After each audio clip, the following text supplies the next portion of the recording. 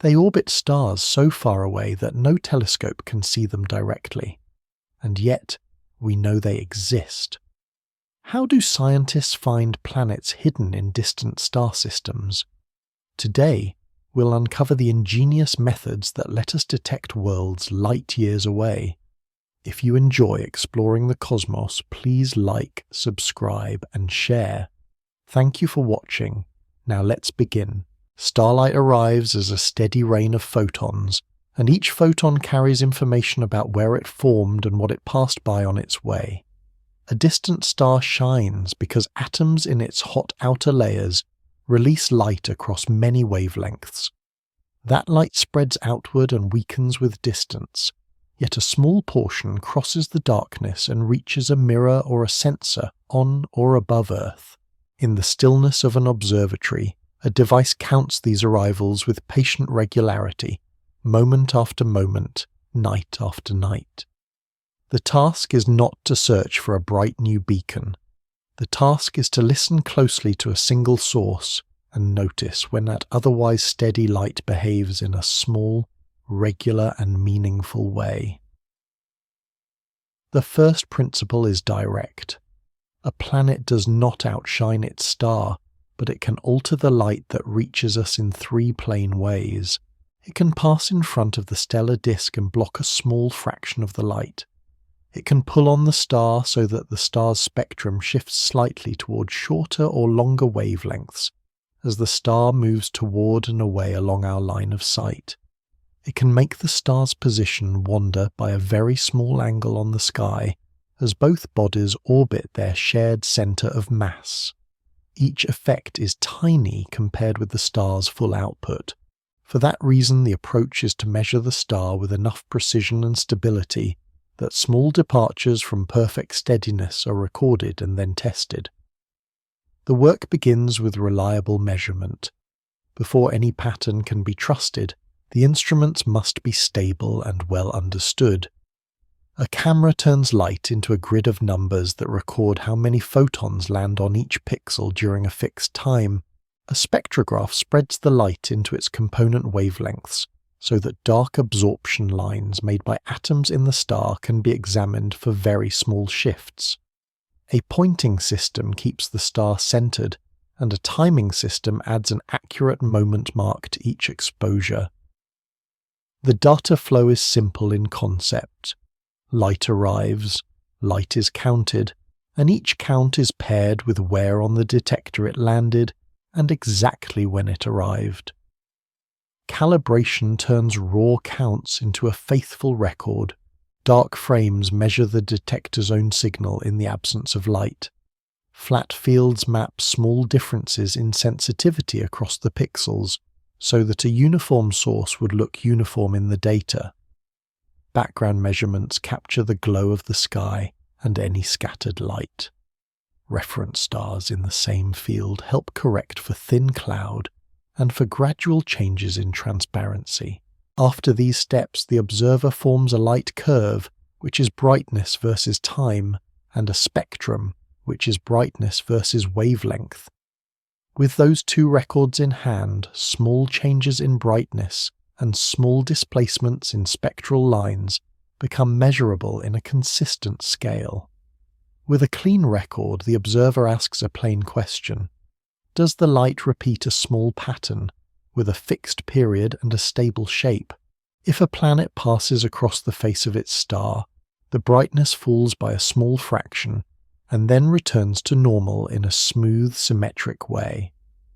The depth of that fall depends mainly on the ratio of the planet's size to the star's size, because the planet hides a portion of the stellar disk. The duration of the event and the interval between events reflect the size of the orbit and the speed of the planet.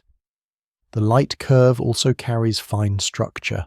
The edges of the star are dimmer than the center, a property called limb darkening, so the exact shape of the dip changes in a predictable way as the planet moves across different parts of the disk. Repetition is central. A single dip is only a hint, while several dips with the same depth and the same spacing in time build a case for a planet in a regular orbit. Light also reveals motion. Atoms in a star produce narrow absorption lines at specific wavelengths. When the star moves toward the observer along the line of sight, those lines shift slightly toward shorter wavelengths.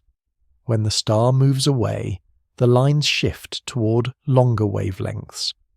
The change is small, yet careful instruments can detect shifts that correspond to motions of only a few meters per second. A planet causes such motion because both star and planet orbit their shared center of mass.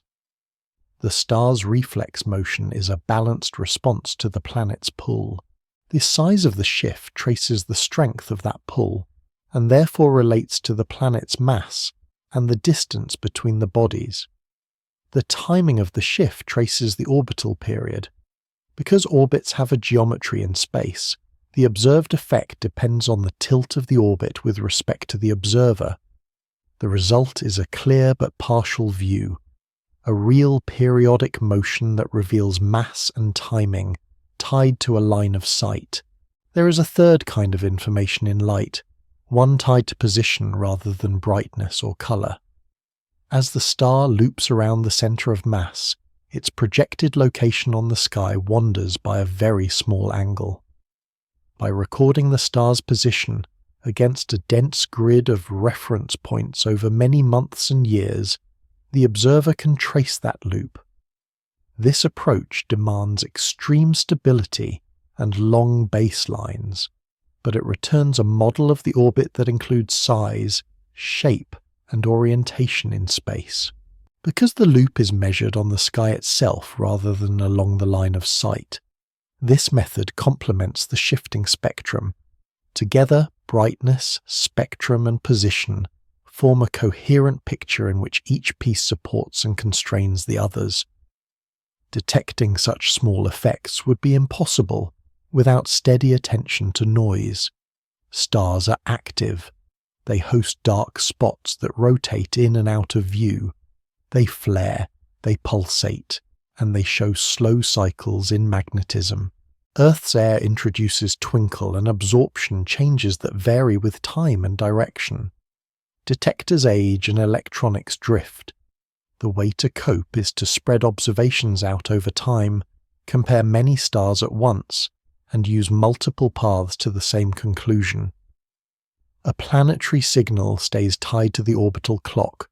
It repeats with the same spacing and the same shape, while many sources of noise drift, fade, or track other cycles that do not match a planetary period. By modelling and subtracting the patterns made by the instrument and by the star's surface, the observer brings the remaining signal into clearer view. Caution guides each step. The observer asks whether the pattern could arise from a background stellar neighbour blended into the image, from a pair of stars that eclipse one another, or from a group of star spots that mimic dimming.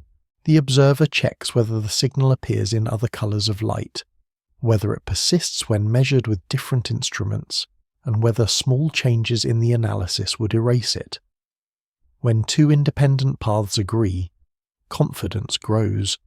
A recurring dip in brightness that matches a back and forth shift in spectral lines ties size to mass, and turns a candidate into a well-described world. Seen this way, the discovery of planets in distant star systems begins not with spectacle, but with careful attention to what steady light quietly reveals. Light falls in a continuous stream and offers, through small departures from perfect steadiness, the outline of an orbiting body. The process values repetition over a single event, clarity over flourish, and mechanism over metaphor. The star continues to shine. The measurements continue to accumulate. Small changes repeat on a schedule set by dynamics that have been in place for a long time. From those repetitions, a clear and simple result emerges. A planet is present, traced not by its own glow, but by the patient imprint it leaves on the light of its star. A transit is a quiet event. A star appears as a small disk of light, and a planet that orbits that star appears, from a great distance, as a darker circle that can cross the face of the disk if the alignment is right. When the crossing happens, the star's brightness falls by a tiny amount and then returns to normal once the planet has moved past the edge. The entire change is contained in a smooth curve of brightness versus time. The curve begins with a steady level. It then shows a gentle drop as the planet's leading edge touches the star. That first touch begins the ingress, which is the interval during which the planet moves from the outer sky onto the bright disk. After ingress, the curve often settles into a low flat section while the full disk of the planet is silhouetted against the star. Finally, the curve rises back to its original level during egress, when the trailing edge of the planet lifts off the far side of the stellar disk. The path is geometric and repeatable because the orbit repeats. The depth, the duration, and the exact shape of the light curved together describe the size of the planet, the size of the star, the speed of the planet, and the chord the planet follows across the bright surface. The depth of a transit is set mostly by area. A planet blocks light in proportion to the square of its size compared with the square of the star's size.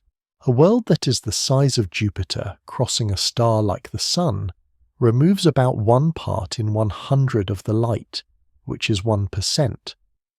A world that is the size of Earth, crossing a star like the Sun, removes about 1 part in 10,000 of the light. These small fractions set the challenge for measurement. To record a loss of 1% is easier than to record a loss of 1 part in 10,000. And so large planets are found more readily than small ones when all other factors are equal. The duration of the dip depends on how quickly the planet moves and where it crosses.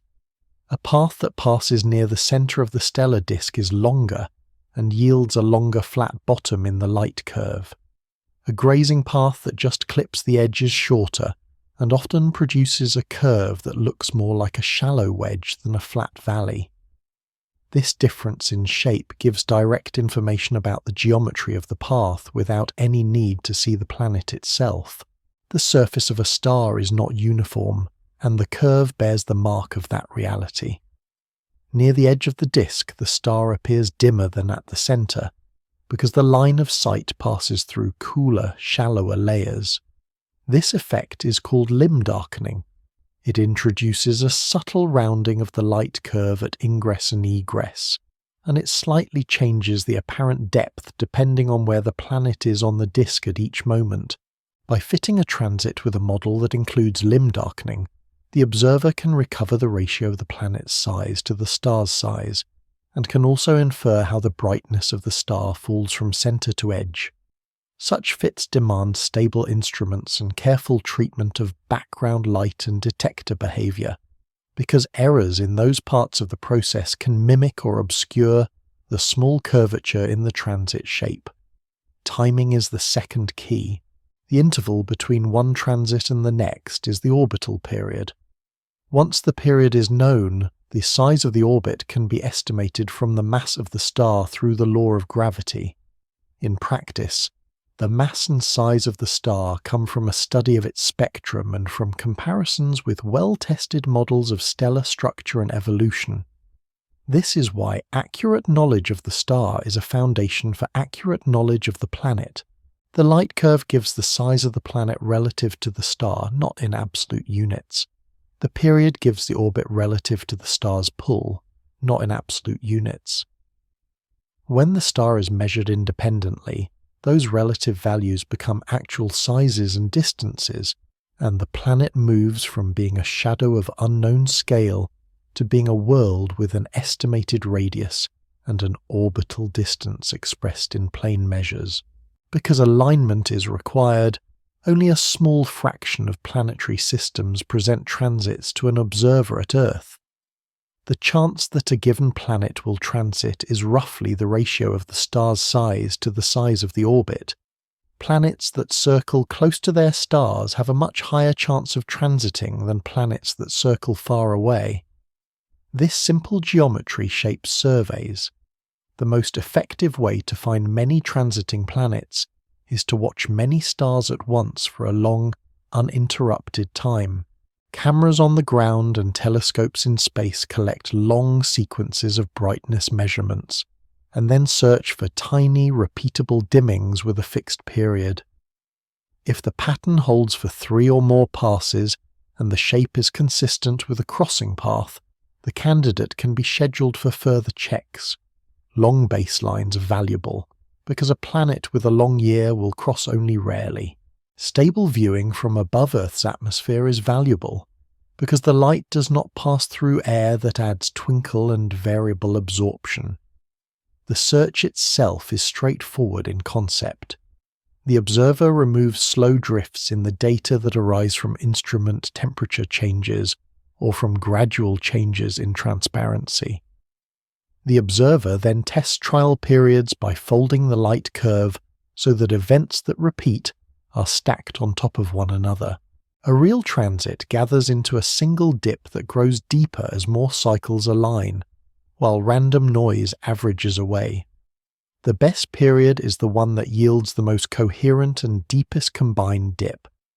This step produces an ephemeris, which is a schedule of when future transits will occur. With a schedule, telescopes can be pointed at the right star at the right time to gather a deeper and more precise curve, sometimes in more than one color of light. False positives are a continual concern and are handled with specific checks. An eclipsing pair of small stars can produce a dip that looks like a planet, especially if the pair is blended with light from a brighter neighbor that dilutes the depth. A background star that lies close to the target can do the same. To test for this, observers examine the position of the target during transit and ask whether the center of light shifts slightly, which would indicate that a fainter neighbor is the true source. High-resolution images of the field reveal close companions that would otherwise blend with the target. Measurements in different colors can also help, because a planetary transit has almost the same depth in nearby colors, while a stellar eclipse often has a depth that changes with color. Finally, a small periodic shift in the star's spectrum that matches the transit period supports the planetary interpretation, whereas a large shift would point to a stellar companion. Transits do more than signal presence. They allow studies of what lies above the planet's solid or liquid surface if the planet has an atmosphere. During transit, a thin ring of starlight passes through that atmosphere before it reaches the telescope. If the air contains gases that absorb at specific wavelengths, the transit appears slightly deeper at those wavelengths. By comparing the depth as a function of wavelength, the observer can infer the presence of particular molecules. This requires a signal that is even smaller than the transit itself, and so it calls for very stable instruments and many repeated measurements, yet the principle remains the same. The planet writes a small, repeatable pattern into the star's light, and the pattern can be read. There are small irregularities that can appear in a transit curve that help rather than hinder interpretation. If the planet crosses a darker star spot, the dip temporarily becomes shallower, because the planet hides a patch that is already dim. If the planet crosses a brighter region, the dip becomes slightly deeper. By tracking these features across many transits, the observer can learn about the rotation of the star and the distribution of spots on its surface. If a planet's path shifts slowly over years, the midpoints of the transits can arrive a little early or a little late, which may point to the gentle pull of additional planets. Even when those additional bodies do not cross the star, their presence can be inferred from these small timing changes. In the end, a transit is a measured absence. A small portion of light fails to arrive for a short time because a planet moves between the star and the observer. The shape of that absence, spread in time with quiet symmetry, contains size, speed, and path. When repeated on a regular schedule, the signal builds from a suggestion into a measurement with defined uncertainty. Combined with a careful study of the star and checked against other kinds of evidence, A transit turns a distant system into a set of plain values that describe a world. The method is modest in appearance but strong in what it yields. A reliable path to find and measure planets that cannot be seen directly, using only careful tracking of light and of the small regular changes that movement imposes upon it. A star and its planet orbit a shared centre of mass. The star is far more massive, so it traces a small loop while the planet traces a wider path, yet that small loop leaves a measurable mark in the star's spectrum. When the star moves toward the observer, the narrow absorption lines in its light shift to slightly shorter wavelengths. When the star moves away, those lines shift to slightly longer wavelengths. This alternating shift repeats with the orbital period and forms the basis of the stellar wobble method. The aim is simple and exact. Measure the tiny regular change in the star's line positions over time, then infer the mass and orbit of the unseen companion that causes it. The instrument that makes this possible is a high-resolution spectrograph. It spreads incoming starlight into thousands of fine wavelength channels so that individual lines can be tracked with stability. A fiber optic feed carries light from the telescope into the instrument and scrambles the beam so that small guiding changes do not alter how the light enters. The spectrograph sits in a chamber where temperature and pressure stay very close to constant, often in a vacuum enclosure, because even a small mechanical or thermal drift would slide the spectrum across the detector. A simultaneous reference spectrum enters through the same optical path so that any instrumental drift can be measured and removed. Each exposure produces a two-dimensional image with many curved stripes of light called orders. A processing pipeline turns that image into intensity as a function of wavelength for each order. It removes detector bias and dark signal, corrects pixel-to-pixel sensitivity, subtracts background, and traces the path of each order across the chip. A wavelength solution then ties pixels to physical wavelengths by fitting the positions of many known reference lines from the calibration source. That solution is applied to the star, and the result is a calibrated stellar spectrum ready for velocity measurement. To extract velocity, the observer compares this calibrated spectrum to a template.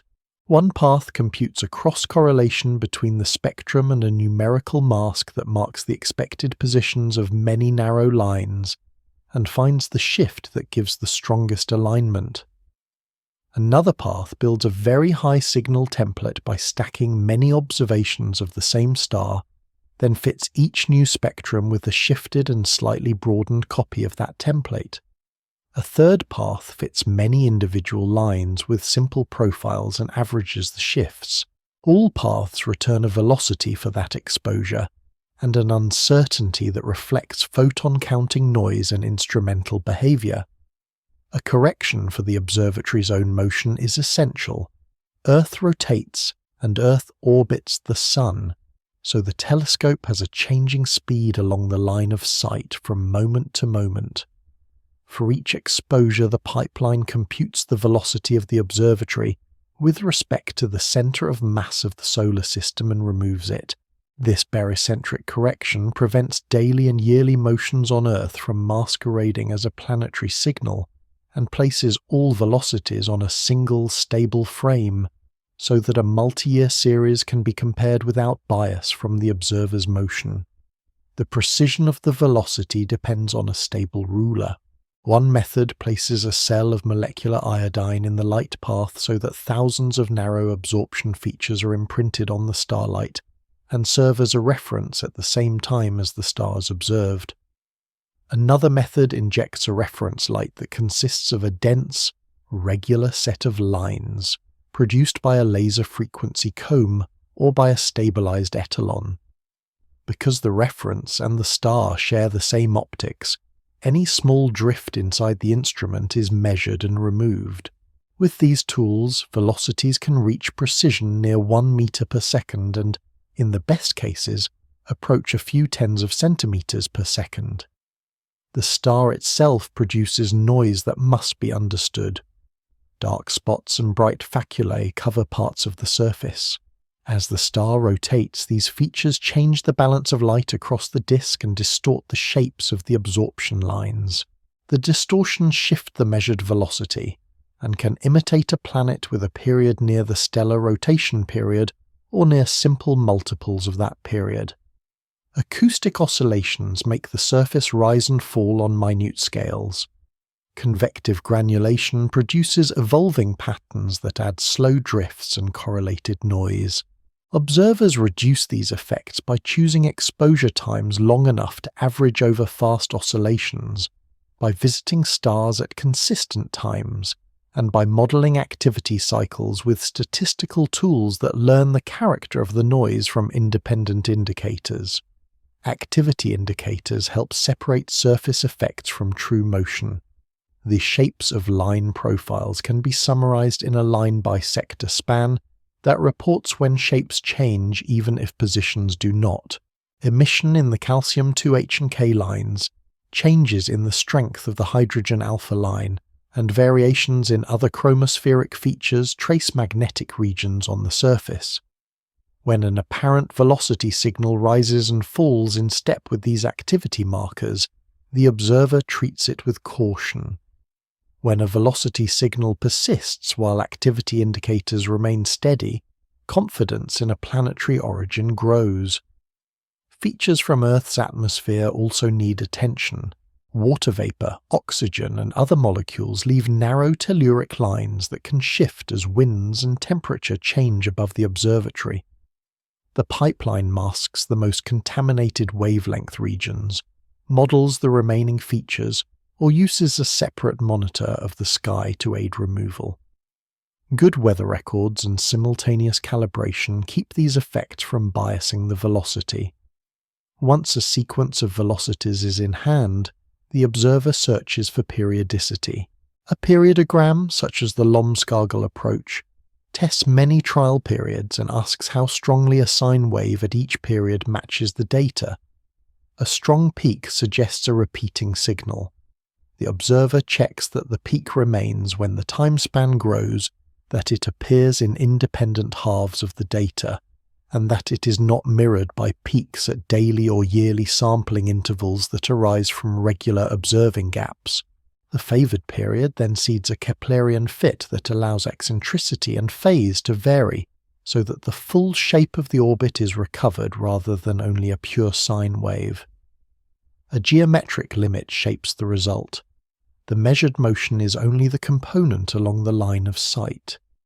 If the orbital plane is tilted, the true pull is larger than the measured pull, by a factor that depends on the sign of the inclination. For this reason, a velocity orbit yields a lower bound on the planet's mass unless some other method measures the tilt.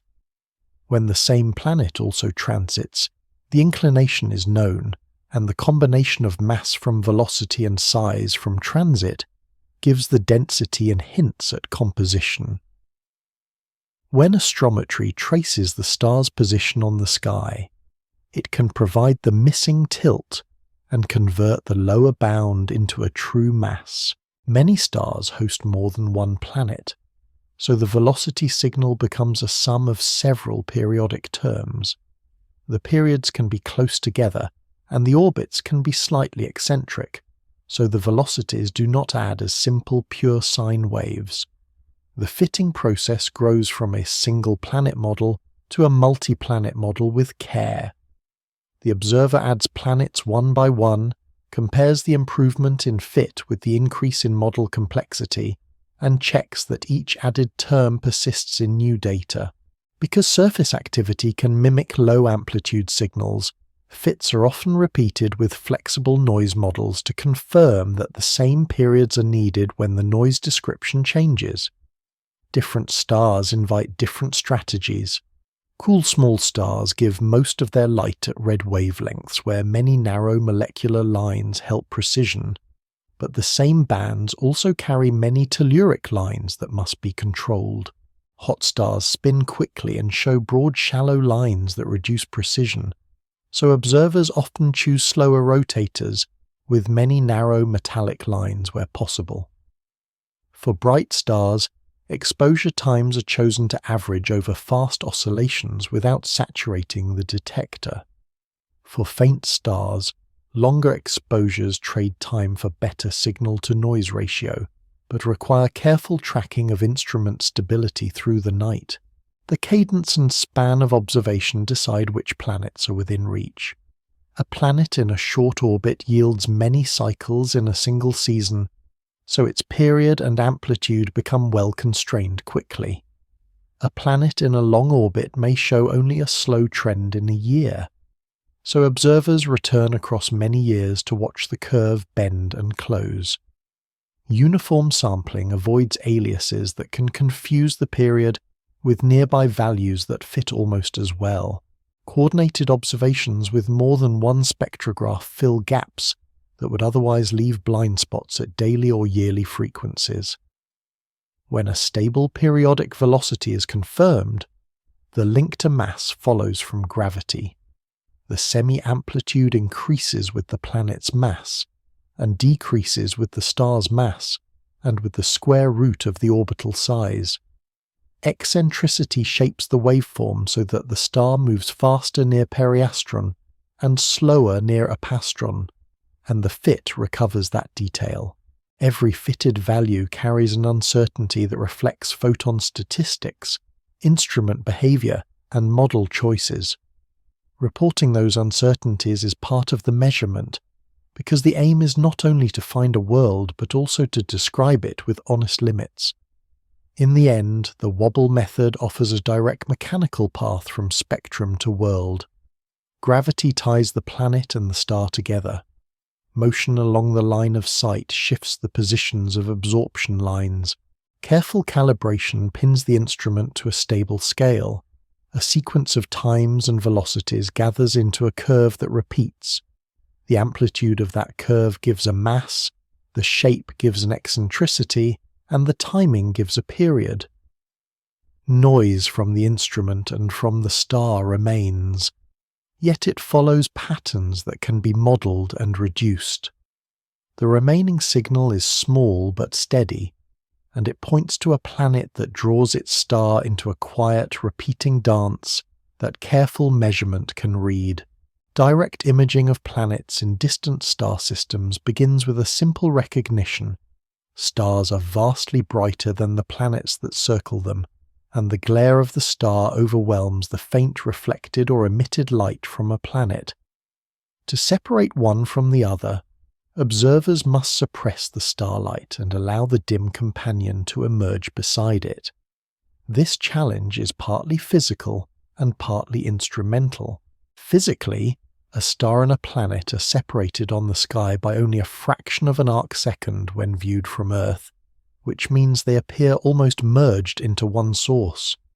Instrumentally, the brightness ratio can be millions or billions to 1, which demands that the starlight be blocked or reduced to reveal the nearby point of light. The central device for this purpose is called a coronagraph, a mask that sits in the optical path and intercepts the central peak of the star's light, while allowing the surrounding field to pass. By carefully shaping the mask and the optics around it, the coronagraph produces a dark region in the image plane where faint objects can be seen. A related method called a starshade uses a large external occulter, positioned many tens of thousands of kilometers away from the telescope, to cast a shadow that blocks starlight while leaving the region around the star dark.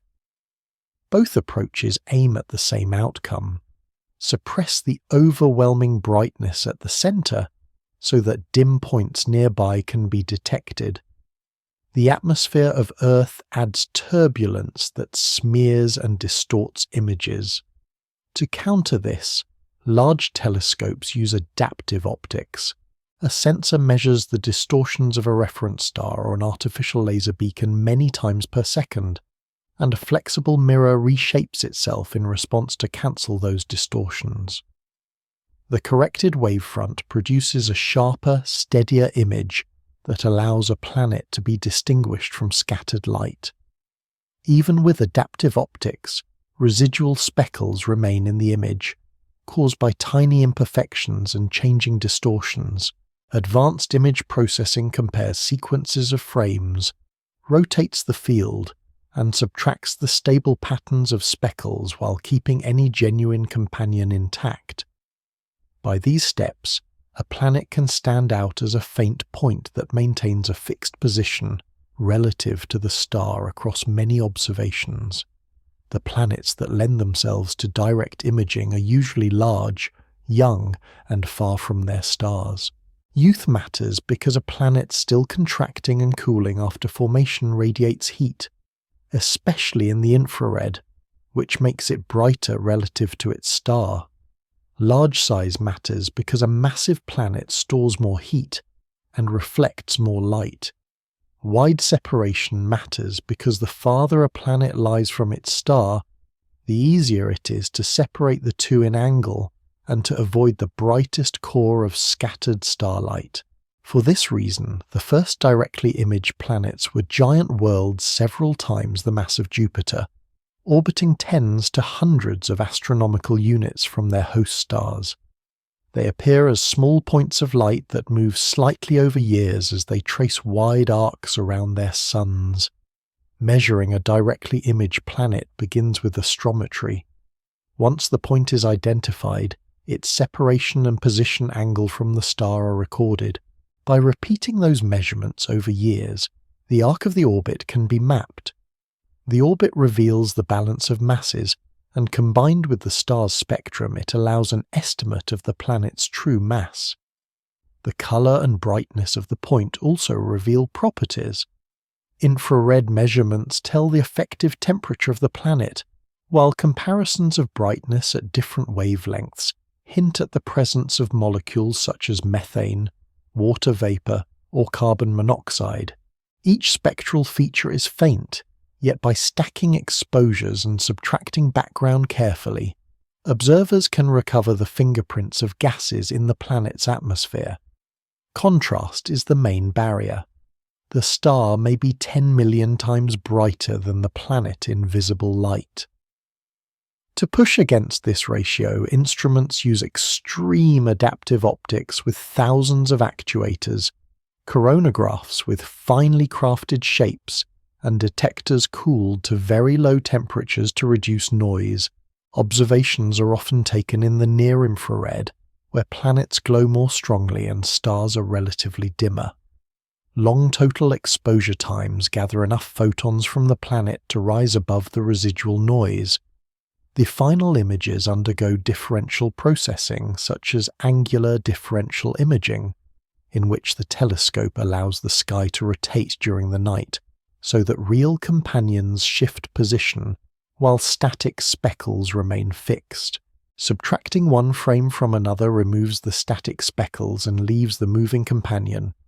False detections must be excluded. A background star may appear near the target star by chance. To test this, observers check whether the candidate point shares the motion of the star across the sky. A true companion will remain at a fixed separation and position angle relative to the star, while a background star will drift as the target moves. Observations over a year or more are usually sufficient to separate the two cases. When the motion agrees and when the spectrum matches that of a planet, confidence grows that the point of light is indeed a planetary body. Direct imaging adds information that other methods cannot. It provides the brightness and colour of the planet itself, not just an indirect signal. It allows studies of wide orbits that are difficult to find by transits or radial velocities because the periods are so long. It reveals planets that may not transit at all, since only a small fraction of systems happen to align.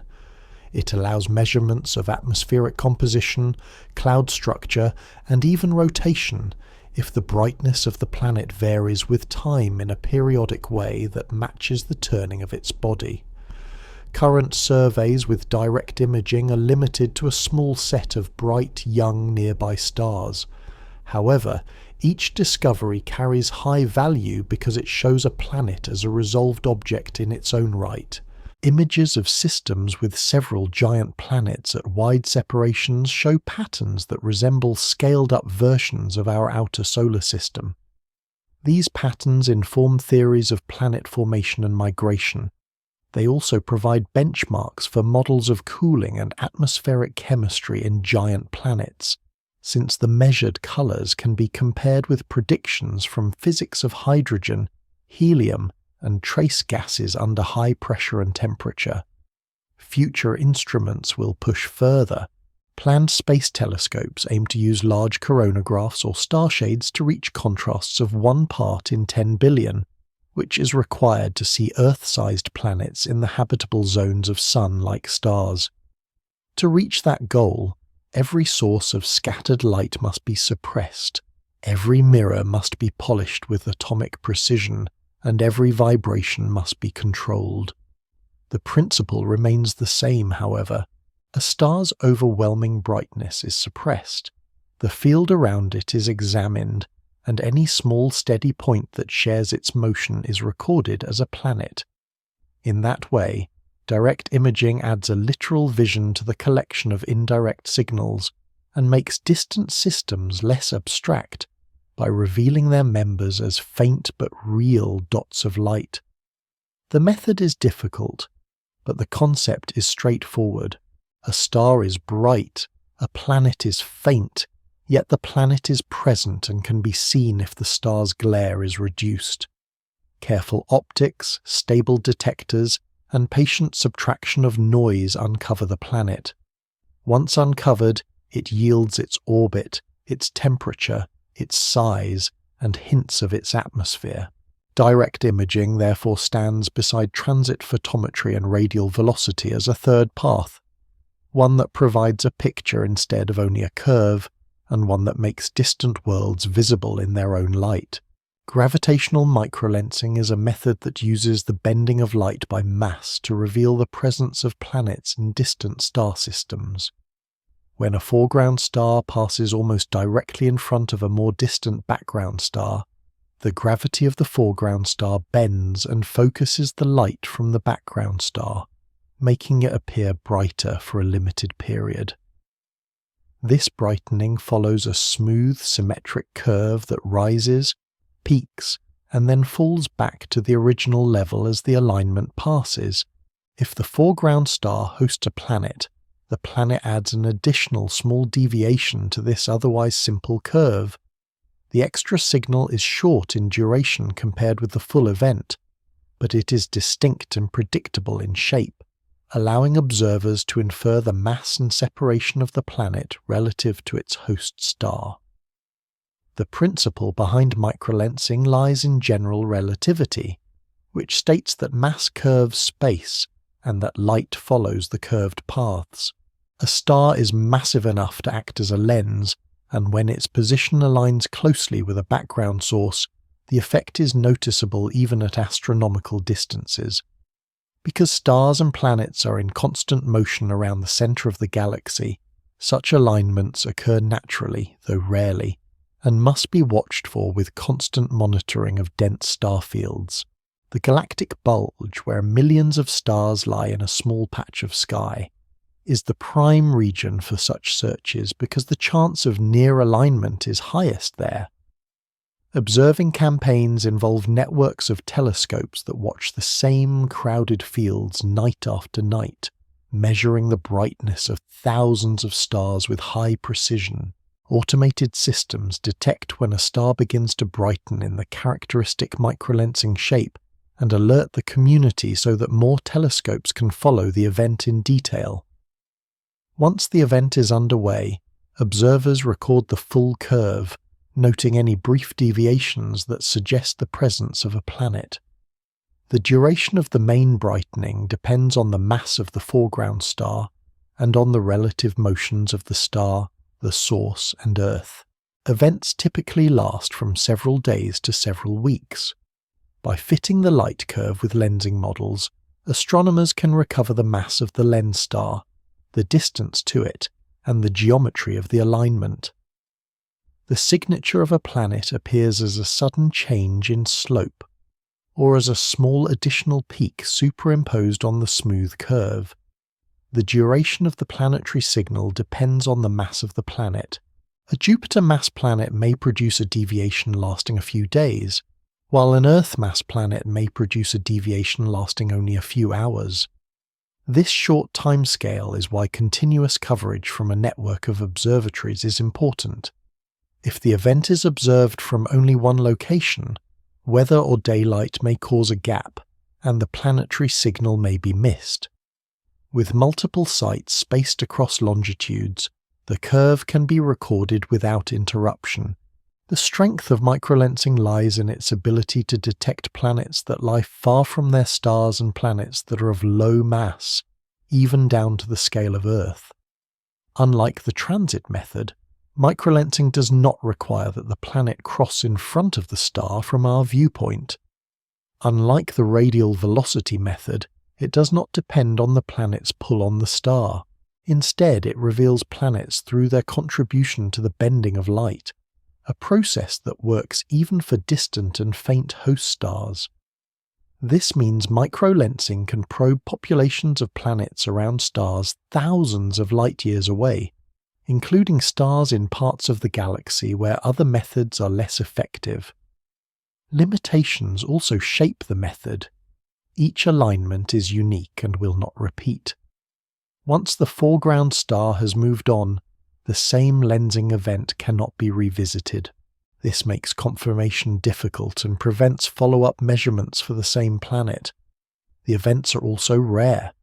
The chance that one star will align closely enough with another to cause microlensing is very small, so millions of stars must be monitored to capture a useful number of events each year. Despite these challenges, large collaborations have built databases of detected microlensing planets, and each one adds to the statistical picture of how common planets are across the galaxy. Modeling an event involves fitting parameters that describe the mass ratio between star and planet, their projected separation in units of the Einstein ring radius, and the relative motions of the objects. The Einstein ring radius is the scale set by the lens mass and the distances involved, and it defines the characteristic size of the lensed image.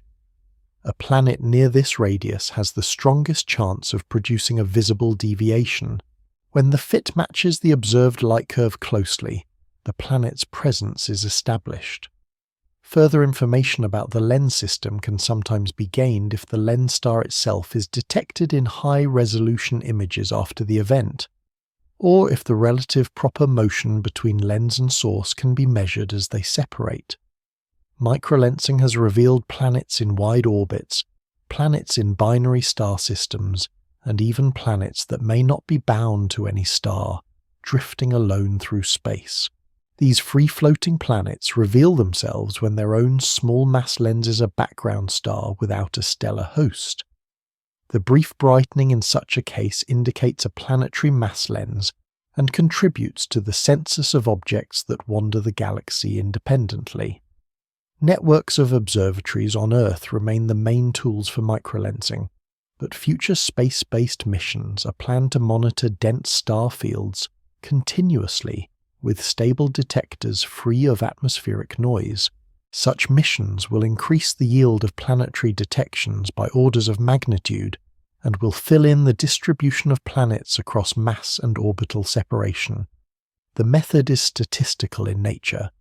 Each event yields a single detection that cannot be revisited, but the collection of many events maps the frequency of planets in parts of parameter space that are otherwise hidden. This includes planets around faint stars, planets in wide orbits, and low-mass planets that are difficult to find by any other method. The contribution of microlensing is therefore not only individual discoveries, but also the broader picture of planetary populations. It complements the transit and radial velocity methods by filling in gaps, and it extends the reach of detection far beyond the local neighborhood of bright stars. In this way, gravitational microlensing stands as a method that uses the bending of light itself as a tool, turning the chance alignments of stars into temporary natural telescopes that reveal planets otherwise invisible. It is a reminder that the galaxy's structure and motion provide opportunities, and that by watching patiently and precisely, one can find planets through the way they alter the light of more distant stars, not by their own glow, but by the gentle signature of gravity on the path of photons across space. Astrometry is the practice of measuring the precise positions of stars on the sky, and searching for small periodic shifts that reveal the pull of unseen companions. Every star drifts across the background of more distant stars due to its own motion through the galaxy. But when that star hosts a planet, the steady path gains a small oscillation. This oscillation is the projection on the sky of the star's orbit around the system's center of mass. By recording this wobble over time, observers can derive the true mass of the planet and the full three-dimensional geometry of the orbit. Unlike radial velocity, which measures only motion along the line of sight, astrometry measures side-to-side motion, and so the two methods complement each other by capturing different components of the same orbit. The size of the astrometric signal depends on the mass of the planet, the mass of the star, the size of the orbit, and the distance to the system. A large planet in a wide orbit around a nearby star produces the largest signal, while a small planet in a close orbit around a distant star produces a signal too small to detect. For example, Jupiter induces a motion of the Sun equal to about 0.5 millionth second when viewed from 10 parsecs away. This angle is far smaller than what the human eye could resolve, but it is measurable with modern instruments built for extreme precision. Achieving this precision requires stable telescopes, careful calibration, and long-term monitoring. Ground-based astrometry faces the challenge of Earth's atmosphere, which introduces random shifts and blurring. While adaptive optics can reduce these effects, the most effective astrometric surveys are performed from space, where detectors can record positions without atmospheric distortion. The Hipparcos mission first provided millionth second accuracy across the sky, and the Gaia mission has extended that accuracy to tens of microarc seconds for over 1 billion stars. With such stability, it is possible to detect planetary companions by the periodic deviations they cause in stellar motions. The process begins with repeated imaging. A telescope records the target star and many reference stars in the same field. The detector maps the star's position in pixel coordinates, and the processing pipeline converts those coordinates to angles on the sky by comparing with the reference frame. Care is taken to correct for distortions in the optics, variations in pixel scale, and thermal shifts. By repeating the measurement across many months and years, the star's path can be reconstructed with high precision. The dominant trend is usually linear proper motion, as the star drifts due to its orbit in the galaxy, combined with a yearly parallax, which is the apparent motion due to Earth's orbit around the Sun. These two effects are modelled and removed, leaving any residual wobble as a candidate planetary signal. When the residuals show a repeating pattern consistent with orbital motion, the fit of a Keplerian orbit provides the mass of the planet, the size of the orbit, the eccentricity, and the inclination. This makes astrometry unique, because it delivers the true mass without ambiguity about orbital tilt, something that radial velocity alone cannot provide. The uncertainty of astrometric measurements comes from both instrumental and astrophysical sources. Detectors have finite pixel sizes, read out noise, and variations in response that must be calibrated. Thermal changes in the spacecraft or telescope can slightly alter alignment, shifting the image. These are controlled by careful design, frequent calibration with known sources, and statistical averaging over many measurements. Stellar activity introduces further noise.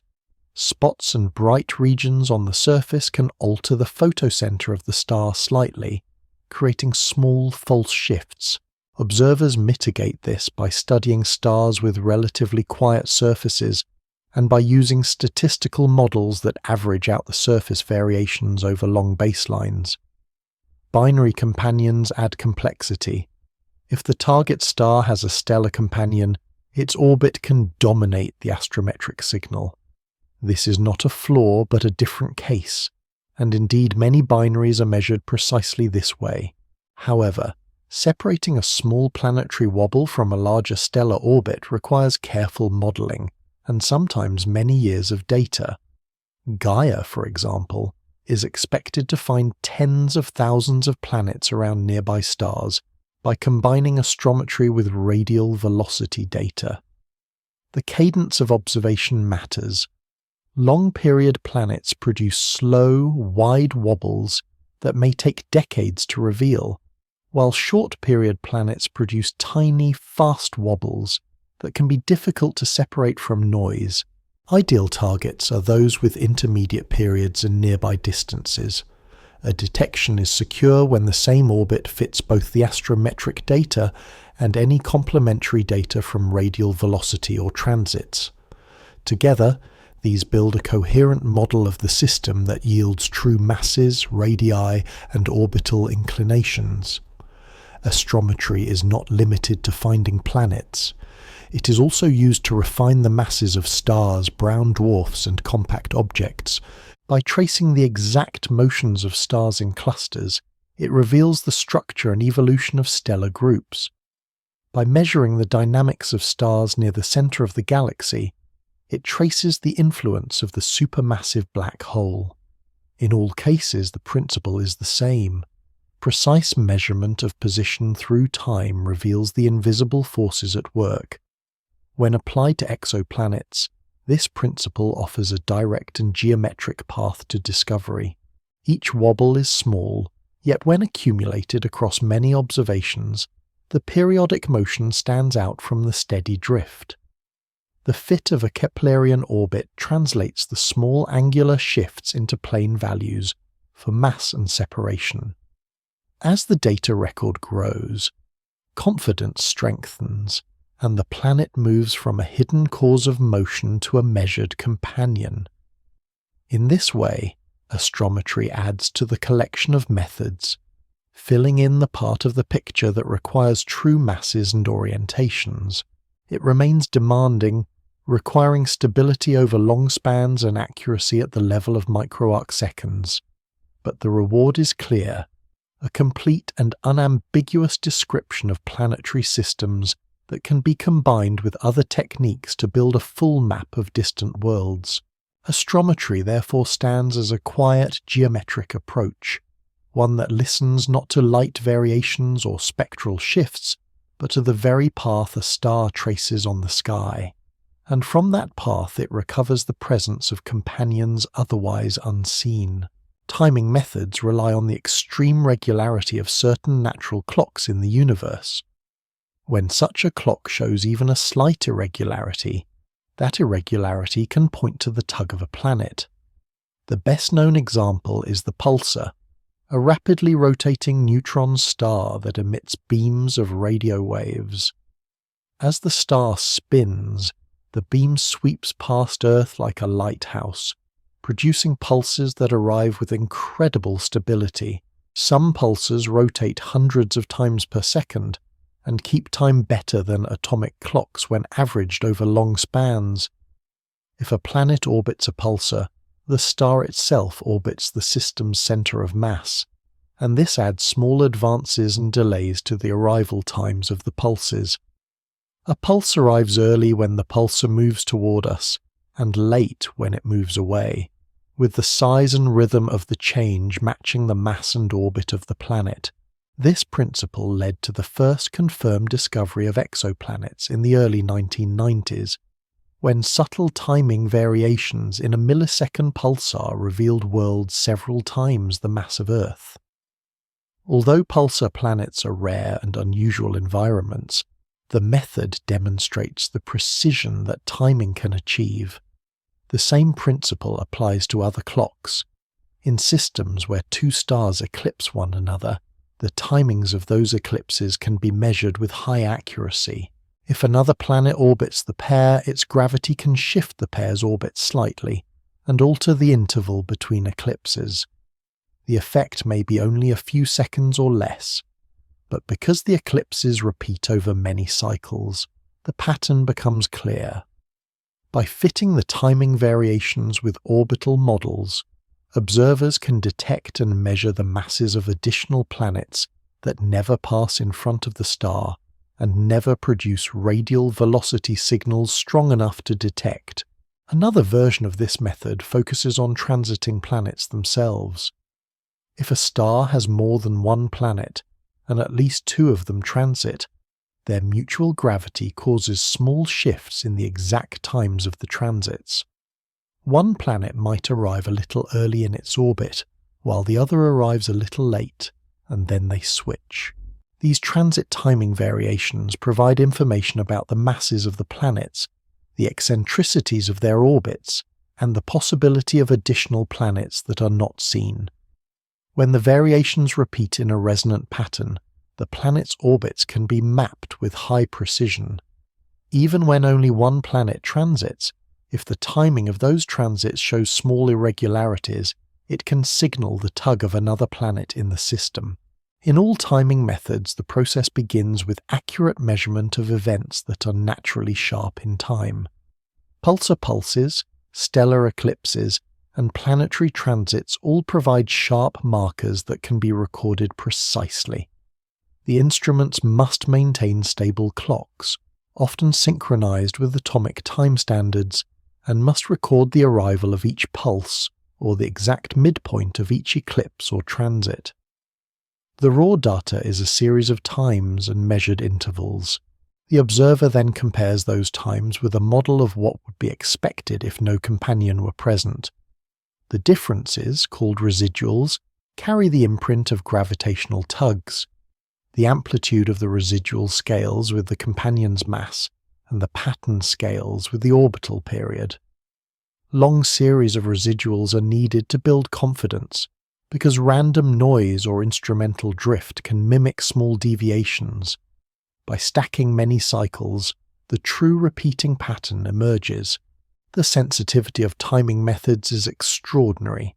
In pulsar timing, deviations as small as a microsecond can be measured, corresponding to orbital displacements of only hundreds of meters in systems that lie thousands of light-years away. In eclipse timing, shifts of a second or less can be detected if the eclipses are sharp and the data is clean. In transit timing, variations of a minute are measurable with space-based observatories that monitor brightness continuously. Such sensitivity allows the detection of planets with masses smaller than Earth in some cases, or planets in wide orbits that are otherwise difficult to find. Limitations are present as well. Pulsar planets are rare, and their environments are harsh due to strong radiation. Eclipse timing requires binary systems that are oriented just right for eclipses to be seen. Transit timing requires that more than one planet transit the star, or that the tugs be strong enough to shift the time significantly. Even so, the successes of these methods show their value in extending the reach of discovery. Timing variations not only detect planets, but also provide dynamical information about how systems interact. For example, when two planets are locked in a mean motion resonance, such as one planet orbiting twice for every orbit of another, their transit timing variations show repeating patterns that can be modeled to reveal their masses and orbital elements with precision. This dynamical information complements the sizes obtained from transits and the minimum masses obtained from radial velocities, building a fuller picture of the system. The detection process requires caution, because star spots, activity cycles, or instrumental systematics can introduce apparent shifts in timing. Observers cross-check by using independent methods and by watching the long-term stability of the pattern. A planetary signal repeats in a coherent way across many cycles, while random or stellar noise does not. By combining timing with radial velocity and transit data when available, the presence of a planet can be confirmed. In some cases, timing has revealed additional planets in systems already known, turning single-planet systems into multi-planet systems with rich dynamics. In others, it has pointed to the presence of unseen companions that await confirmation by future observations. Timing methods show the power of precision. They do not rely on brightness or direct images, but on the steady beat of natural clocks. By noticing when that beat falters by a fraction of a second, one can measure the pull of unseen worlds. The star or pulsar continues its rhythm, the eclipses continue their cycles, the transits continue their dips, yet within those repetitions, small variations mark the presence of additional bodies. In this way, timing serves as another path to discovery, joining transit, radial velocity, astrometry, and imaging in the growing toolkit of exoplanet science.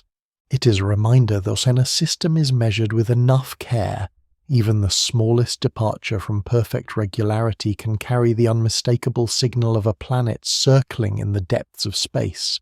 Phase curves are a method that tracks the subtle changes in brightness of a star and its planet system as the planet moves through its orbit. Unlike a transit which produces a sharp dip when a planet crosses the face of its star, or a secondary eclipse which produces a drop when a planet moves behind its star, a phase curve is the gradual rise and fall of light caused by the changing portion of the planet's illuminated hemisphere that faces the observer. The principle is similar to the phases of the moon as seen from Earth. When the planet shows more of its day side, the system appears slightly brighter, and when it shows more of its night side, the system appears slightly dimmer.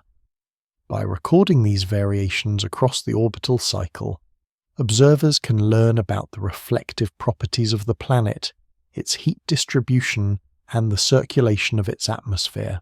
The method requires extremely precise photometry because the change in brightness is usually only a small fraction of a percent of the star's light. Space telescopes are best suited for this task, as they can watch a star continuously without interruptions from day, night, or weather, and their instruments remain stable over long periods. The data collected is a steady light curve that extends across many orbits. Once stellar activity and instrumental drifts are modelled and removed, the repeating phase-dependent pattern can be isolated. The amplitude of the phase curve reveals how much light the planet reflects or emits.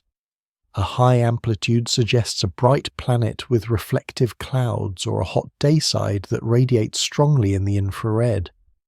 A low amplitude suggests a dark, absorbing surface or efficient heat redistribution that makes the day side and night side temperatures more similar.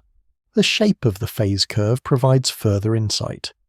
If the maximum brightness occurs when the planet is directly behind the star from the observer's perspective, it suggests that the hottest point on the planet lies at the substellar point, where the star is overhead. If the maximum occurs earlier or later, it implies that winds in the atmosphere have carried the hot spot eastward or westward, shifting the peak of emission. This shift can reveal the strength and direction of atmospheric circulation, offering a glimpse into weather patterns on a world many light years away. When phase curves are measured in multiple wavelengths, they reveal even more. In visible light, the curve reflects clouds, haze, and surface reflectivity. In infrared light, it reflects the thermal emission of the planet. By comparing these, observers can separate the contributions of reflection and emission. A bright visible phase curve but weak infrared phase curve suggests thick clouds that reflect starlight but insulate the planet below. A weak visible curve but strong infrared curve suggests a clear atmosphere that absorbs light and re-emits it as heat. If both are strong, it suggests a reflective and hot atmosphere at once. Each case provides clues about the structure and chemistry of the planet's air. The method is sensitive to close-in planets, often called hot Jupiters, which orbit their stars in a few days and remain tidally locked so that one hemisphere always faces the star. In such cases, the day side is heated strongly while the night side is cooler, creating a strong contrast that produces a clear phase curve. For planets farther from their stars, the contrast is smaller, and the signal is more difficult to measure, but with sensitive instruments it remains possible. In systems where multiple planets contribute, disentangling the signals requires careful modelling, but the repeating orbital periods provide a way to separate each contribution. Secondary eclipses are often measured along with phase curves. When the planet passes behind the star, the light from its day side is blocked, and the system's brightness falls slightly. This drop provides a direct measure of the dayside emission or reflection. Combined with the phase curve, it helps build a full picture of how heat and light are distributed across the planet. For example, by comparing the depth of the secondary eclipse with the amplitude of the phase curve, one can infer the night-side brightness and therefore the efficiency of heat transport. Such measurements have shown that some hot Jupiters have strong winds that move heat to the night side, while others trap most of the heat on the day side. Modelling these patterns requires combining physics of radiation, fluid dynamics, and chemistry. Observers compare the measured curves with simulated atmospheres that include winds, clouds, and varying opacities. When a model reproduces the timing and amplitude of the observed curve, it provides confidence that the atmospheric dynamics are understood at least in broad terms. These models must remain simple enough to be constrained by the limited data, but they still reveal whether a planet's air is dominated by scattering, absorption, or efficient circulation. Phase curves can also hint at surface conditions if the planet lacks a thick atmosphere. A bare rocky planet might reflect strongly at some phases, but emit little heat in the infrared. The pattern might be asymmetric if the surface has large contrasts, such as bright reflective regions or dark lava flows. Though such detections are challenging, the principle remains valid. The fraction of illuminated surface visible at each phase imprints itself in the total light. The detection process requires rigorous treatment of noise. Stars are variable, instruments drift, and backgrounds change. The phase curve is often small compared to these sources of variation. To cope, observers gather long continuous sequences, fold the data on the orbital period, and average many cycles together. This reduces random noise and reveals the coherent repeating signal. The coherence across many orbits is a strong sign that the variation is planetary in origin, rather than stellar or instrumental. False positives can arise if the star itself has brightness variations on the same period, for example due to star spots rotating with the star. To rule this out, observers check whether the signal remains stable over many cycles, and whether its shape matches the expected symmetry of a phase curve. They also compare measurements in different wavelengths, since stellar variations often have different colours than planetary reflection or emission.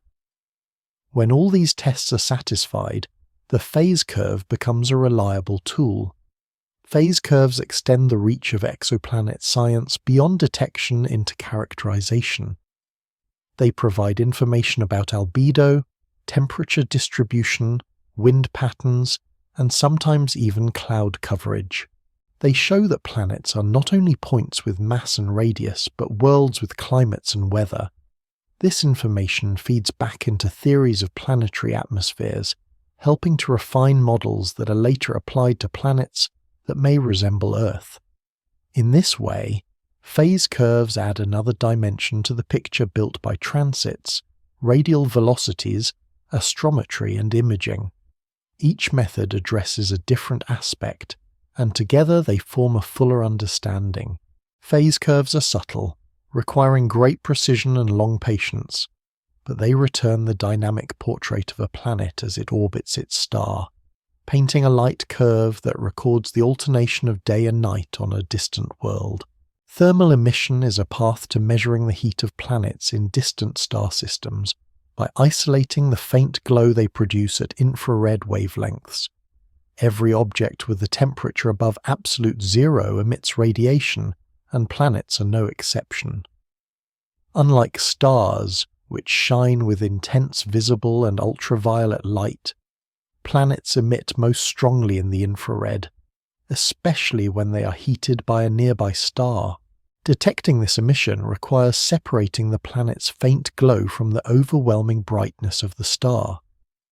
One of the clearest opportunities to do this arises during a secondary eclipse, which is the interval when a planet passes behind its star as seen from Earth. Before the eclipse, the total light of the system is the sum of the star's light and the planet's thermal emission. During the eclipse, only the star's light reaches us. The difference between the two levels is the contribution of the planet. By measuring this difference precisely, observers estimate the temperature of the planet's day side. The principle is straightforward, but demands high stability. The drop in brightness during a secondary eclipse may be only a fraction of a percent or even smaller. Instruments must record continuous light curves over many hours, correcting for drifts, detector noise, and pointing changes. Space telescopes excel in this role because they avoid atmospheric absorption, which is strongest in the infrared, and because they provide uninterrupted sequences free of day and night cycles. When a secondary eclipse is detected, the depth of the dip directly indicates the flux from the planet. The wavelength of observation matters. At shorter infrared wavelengths, the signal reflects hotter regions of the planet, while at longer wavelengths, cooler regions contribute more. By recording eclipses at several wavelengths, observers can build a crude spectrum of the planet's thermal emission. Peaks and valleys in that spectrum reveal molecules that absorb or emit radiation, such as water vapor, carbon dioxide, or methane. Even when individual spectral lines are not resolved, the overall slope of the emission with wavelength provides information about atmospheric temperature structure. If the emission rises steadily towards shorter wavelengths, it suggests a hot day side with little absorption. If it shows troughs at specific bands, it indicates gases that absorb in those regions. Phase-dependent measurements add another layer. Instead of measuring only at eclipse, observers track the infrared brightness throughout the orbit. This yields a phase curve in infrared light, which reflects how heat is distributed between the day and night sides. A large contrast between day and night brightness implies poor heat circulation, while a small contrast implies strong winds that redistribute energy. In some cases, the brightest point appears not at the substellar point but offset eastward, showing that winds carry heat downwind. These observations provide the first evidence of weather patterns on planets beyond the solar system. Modeling the emission requires knowledge of both radiation and circulation. Planets that orbit very close to their stars, often called hot Jupiters, are heated to thousands of degrees and glow strongly in the infrared. Their atmospheres may show temperature inversions, where a hot layer sits above cooler layers, caused by strong absorbers like titanium oxide or vanadium oxide.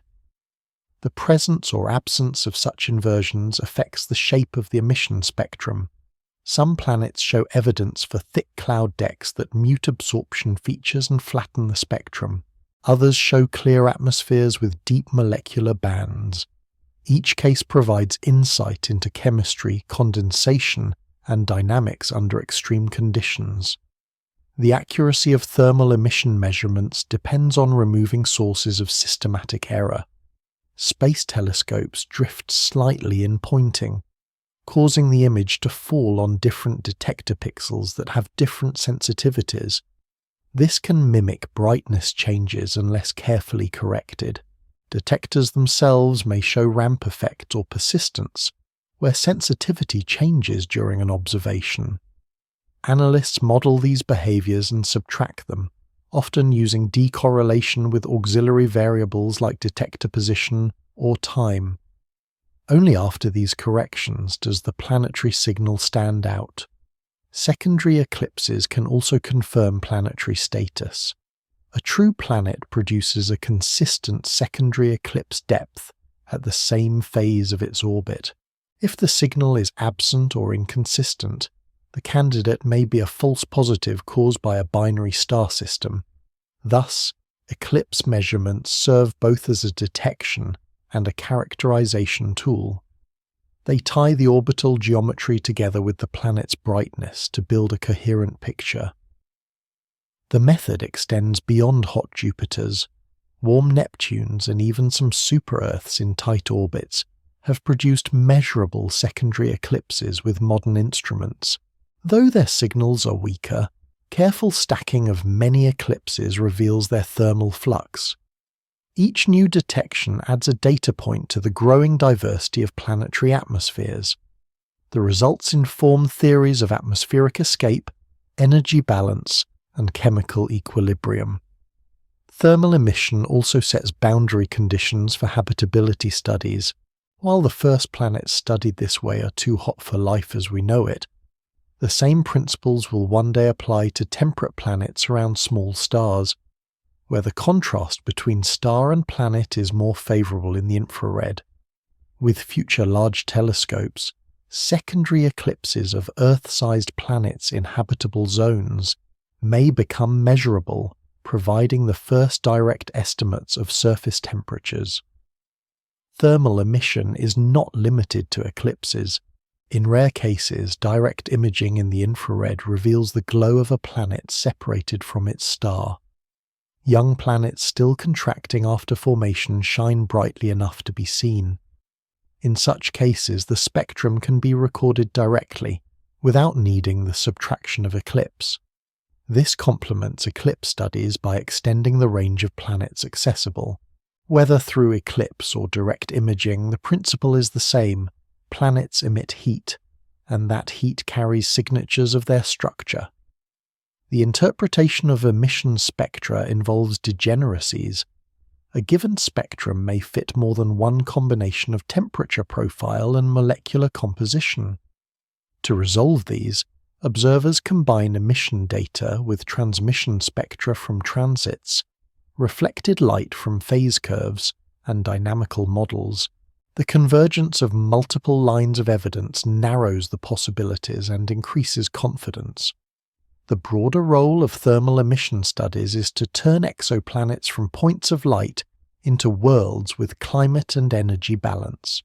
They show how starlight is absorbed, how heat is re-radiated, and how atmospheres respond. They provide test cases for atmospheric physics under conditions far beyond those found in the solar system. They prepare the way for studies of smaller, cooler planets in the future. At present, they give a clear view of hot, close-in planets and reveal them as glowing bodies whose heat can be measured across light years. In summary, thermal emission provides a window into planetary temperatures and atmospheres. By subtracting the star's light during secondary eclipses, or by catching the planet's glow directly, observers isolate the faint signal of a world's heat. That signal, though small, is steady and repeatable, and it encodes the energy balance of a distant world. With careful instruments, stable space telescopes, and detailed modelling, the faint warmth of alien planets becomes visible, adding to the growing picture of diverse systems across the galaxy. Atmospheric spectroscopy is a method that reads the faint imprint of gases in the atmospheres of distant planets by studying how those gases affect the light from their host stars. When a planet passes in front of its star, a small fraction of the starlight filters through the thin ring of air around the planet before it reaches the observer. Molecules in that air absorb light at specific wavelengths, leaving subtle features in the spectrum. By comparing the spectrum of the star during the transit with the spectrum outside the transit, observers can isolate the signature of the planet's atmosphere. This process is called transmission spectroscopy. It requires extremely stable instruments because the difference between in-transit and out-of-transit spectra is very small, often only 1 part in 10,000 or less. Space telescopes play a central role because Earth's atmosphere contains many of the same gases, such as water vapor and oxygen, which would contaminate the signal if measured from the ground. The transmission spectrum can reveal the presence of molecules such as water vapor, methane, carbon dioxide, carbon monoxide, sodium, potassium, and even more complex compounds.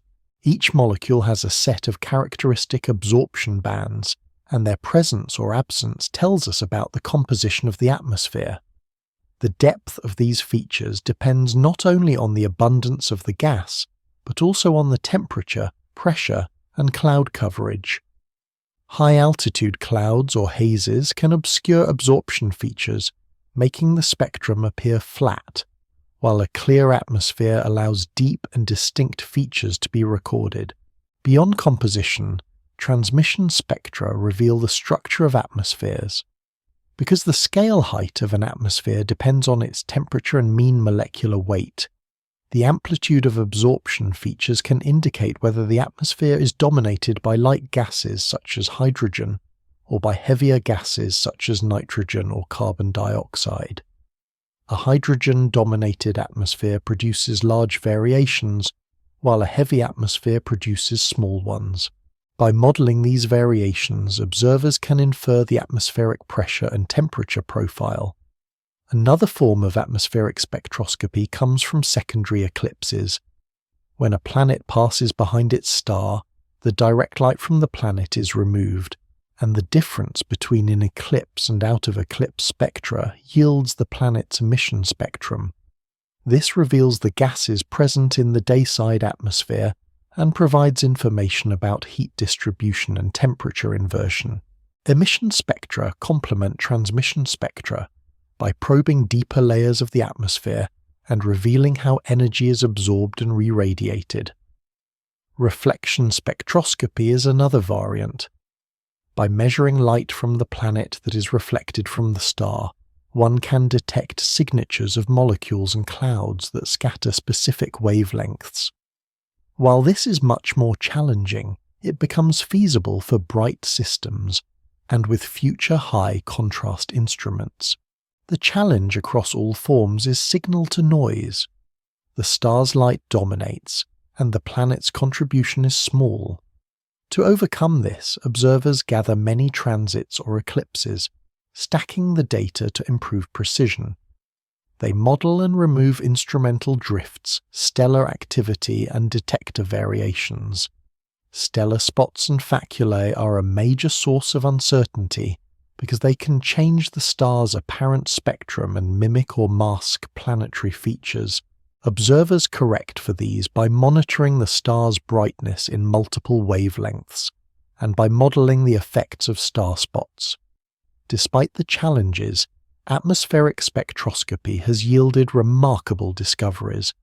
Sodium and potassium have been detected in giant planet atmospheres, showing that alkali metals exist in gaseous form at high altitudes. Water vapor has been detected in many hot Jupiters and warm Neptunes, demonstrating the ubiquity of this molecule. Carbon dioxide and methane have been observed, providing insight into chemistry and energy balance. Some planets show evidence for high-altitude hazes that flatten their spectra, suggesting complex photochemistry. Others show clear atmospheres with strong features. These observations allow comparison with models of atmospheric circulation, condensation, and chemistry, testing our understanding of how planets evolve under intense radiation. One of the most important prospects of atmospheric spectroscopy is its application to smaller planets. While current instruments are best suited for large, close-in planets, future telescopes will measure the atmospheres of super-Earths and Earth-sized planets in the habitable zones of small stars. In those cases, molecules such as oxygen, ozone, methane, and carbon dioxide will be of particular interest because their coexistence could hint at biological activity. Caution is needed since many non-biological processes can produce these gases, but the ability to detect them will mark a major step in the study of potentially habitable worlds. The process of extracting a spectrum is systematic. First, a time series of spectra is obtained during a transit or eclipse.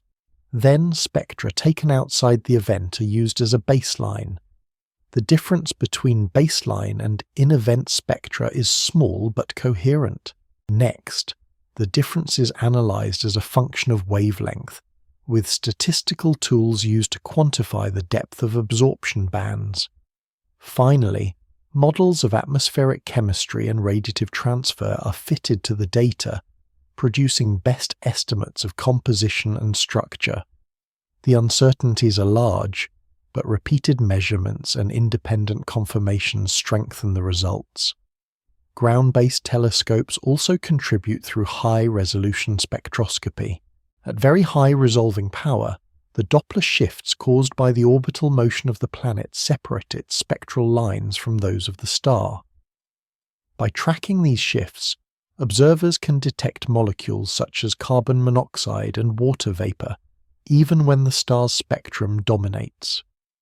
This method works best for bright hot planets and provides velocity information that helps constrain orbital geometry.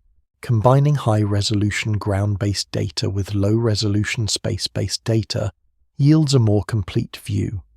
Atmospheric escape is another frontier. By measuring absorption in lines such as hydrogen, Lyman alpha, or helium at 1.08 micrometers, observers detect extended atmospheres that are escaping into space.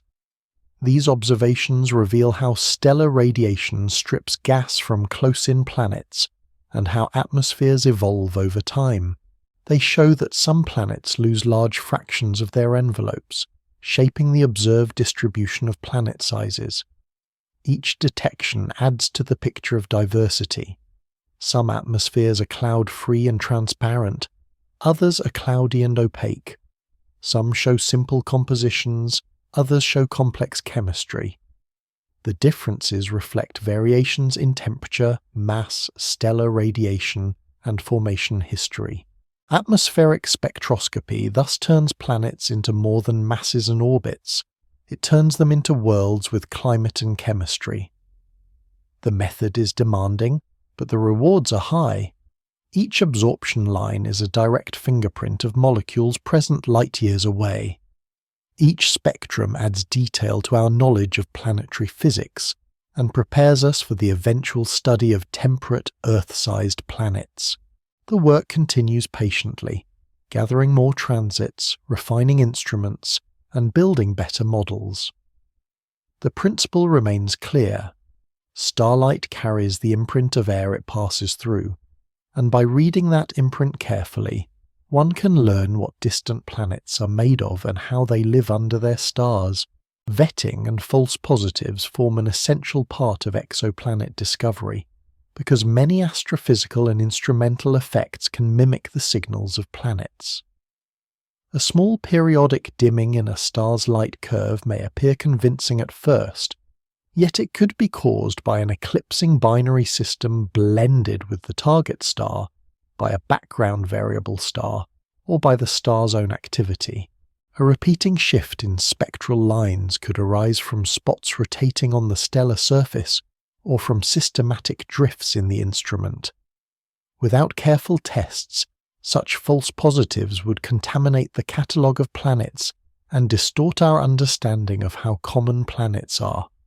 The process of vetting begins with the recognition that every candidate must be tested against alternative explanations. For transit detections, one of the main confounding signals is an eclipsing binary, which can produce dips in brightness very similar to those of a planet. If the binary is faint and lies close to the target star on the sky, the two sets of light blend together. The eclipse appears shallower than it really is because the bright target star dilutes the depth, and the event can be mistaken for a planetary transit. To distinguish this, observers take high-resolution images of the field to look for nearby companions within a few arc-seconds.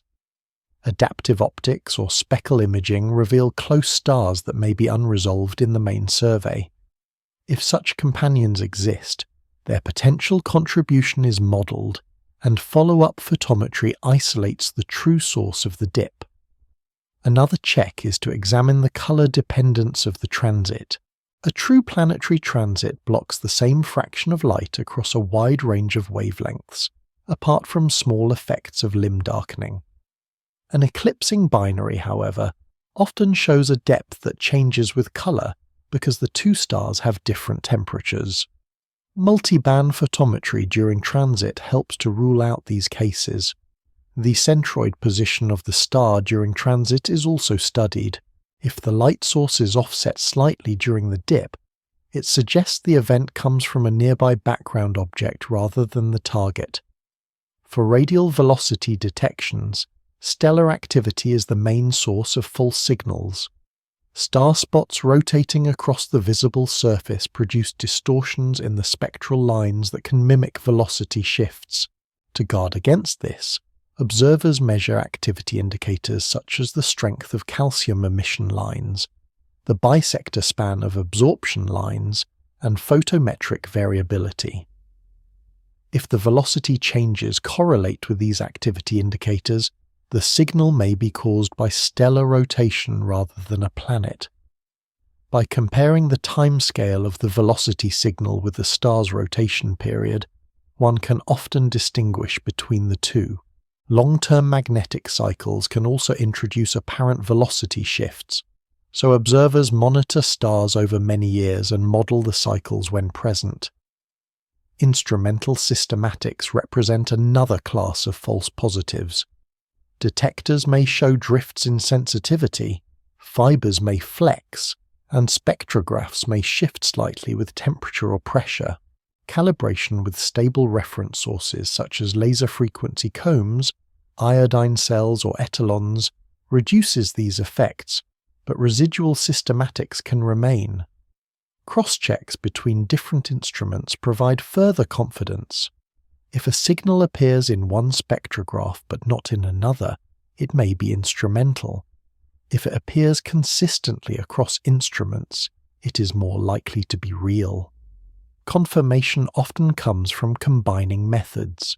A transit candidate that also shows radial velocity shifts at the same period becomes far more secure. The transit gives the size of the planet, while the velocity gives its mass. Together they provide density, which in turn shows whether the planet is rocky, gaseous, or something in between.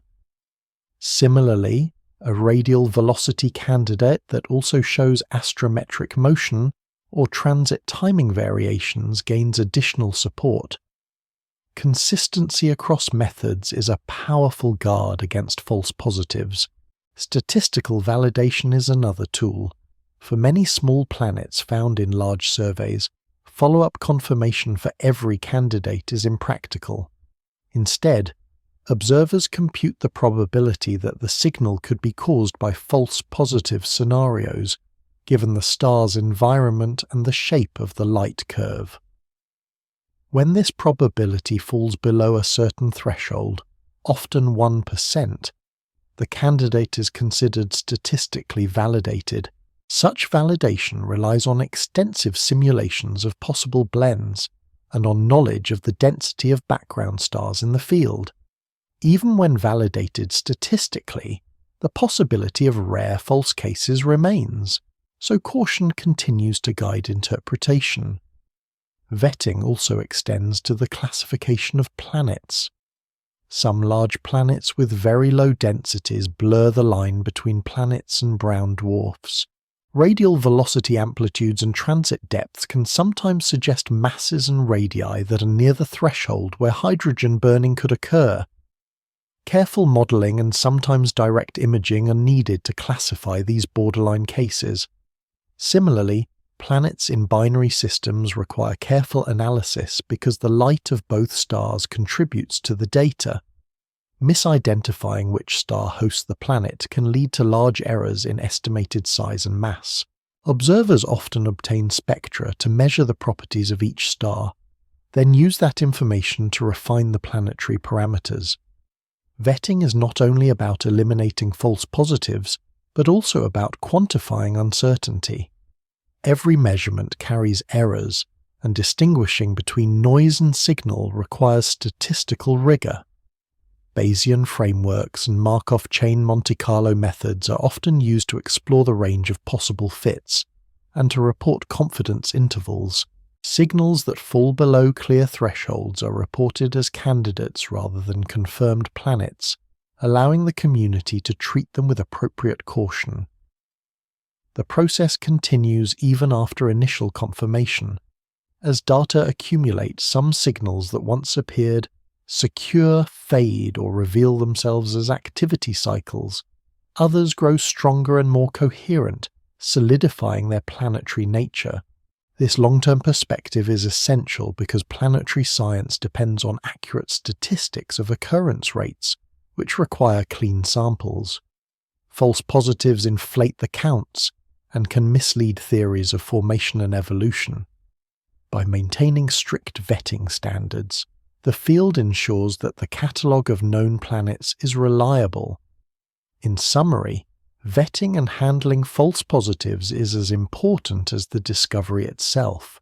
It ensures that claims are robust, that statistics are meaningful, and that models of planetary systems rest on firm ground.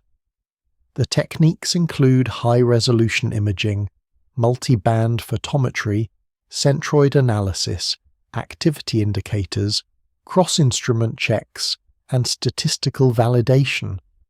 Together they form a framework that filters out imposters and leaves only true planets.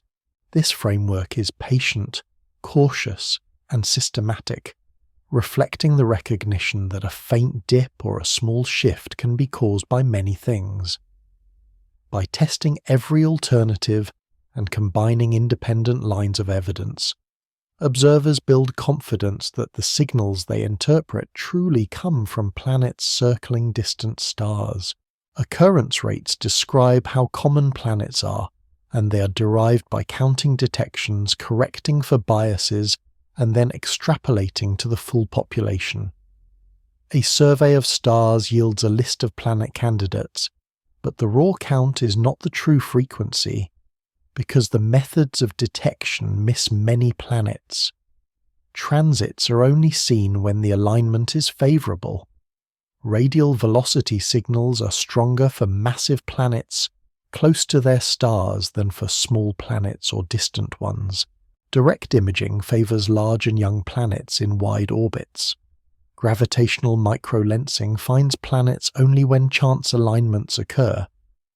To convert detections into occurrence rates, observers calculate the sensitivity of each survey to planets of different sizes, masses, and orbital distances. This sensitivity is often expressed as a detection efficiency map. For each star, the probability that a planet of given properties would have been detected is computed, taking into account noise, observation time, and geometric constraints. The observed candidates are then divided by the detection efficiency to estimate the underlying number. By combining many stars, the distribution of planets in size, mass, and orbital period emerges. One of the strongest results of this approach is that small planets are far more common than large ones. Surveys with space telescopes dedicated to transit searches have shown that planets with sizes between Earth and Neptune occur frequently around Sun-like stars, more frequently than giant planets. This population of super-Earths and sub-Neptunes appears to be the most common type of planet in the galaxy, even though it has no direct counterpart in the solar system. Radial velocity surveys confirm this trend by detecting many low-mass planets in close orbits. Occurrence rates are often presented as the average number of planets per star within a given range of size and period. For example, it is now well established that most stars host at least one planet, and many host multiple planets. For small cool stars, the occurrence rate of Earth-sized planets in the habitable zone is particularly high, perhaps on the order of tens of %. For Sun-like stars, the rate is lower but still significant. These numbers come with uncertainties because they depend on assumptions about survey completeness and the treatment of false positives. Nonetheless, the trend is robust. Planets are the rule, not the exception. Calculating occurrence rates requires careful statistical methods. The process often involves injecting synthetic planet signals into real data to see whether they would be detected. This measures the true sensitivity of the survey. By repeating the injection for a grid of sizes and periods, a complete detection efficiency map is built. This map is then used to weight the observed sample. Each detected planet is counted not as one, but as one divided by the probability of detection, correcting for the many similar planets that were missed. The results are then binned by size and period to build occurrence histograms. These histograms show, for example, that close-in giant planets, sometimes called hot Jupiters, are rare, with occurrence rates of about 1% around Sun-like stars. In contrast, small planets with periods less than 100 days are abundant. Beyond this, the distribution shows features such as a radius gap, where planets between 1.5 and 2 Earth radii are less common. This gap is thought to arise from atmospheric loss, where some planets lose their gaseous envelopes and shrink to rocky cores while others retain enough gas to remain larger. Occurrence rates also vary with stellar type.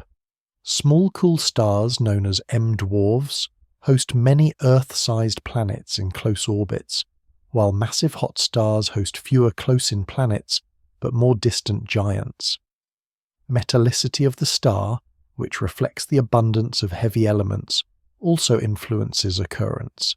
Stars with higher metallicity are more likely to host giant planets, supporting the theory that giant planet cores form more easily in metal-rich disks. These correlations help refine models of planet formation. Another key result from occurrence studies is the fraction of stars with planets in the habitable zone, defined loosely as the range of distances where liquid water could exist on a rocky surface. Estimates vary, but even conservative values suggest that billions of potentially habitable planets exist in the galaxy. These estimates come from extrapolating the distributions of size and period, corrected for detection biases, into the relevant parameter space. They remain uncertain because the number of true Earth analogues detected so far is small, but they provide motivation for future missions designed to target such planets directly. Occurrence rates are refined continually as new surveys extend the sample. Each new set of data, whether from transits, radial velocities, microlensing or imaging, adds to the map. Combining methods reduces uncertainties, because each method has different biases. For example, transits and radial velocities together provide both size and mass distributions, which can be combined into a density distribution. This shows not only how common planets are, but also how their compositions vary. The process of deriving occurrence rates also emphasizes the importance of completeness. A survey that observes stars intermittently may miss long-period planets, and if this is not corrected, the rate of distant planets will be underestimated. Conversely, a survey with high sensitivity to small planets will reveal them in abundance, but if false positives are not accounted for, the rate will be overestimated. Rigorous vetting and detailed simulations are therefore integral to the process. The importance of occurrence rates extends beyond statistics. They guide the design of future telescopes and missions. Knowing that small planets are common justifies building instruments capable of characterizing them.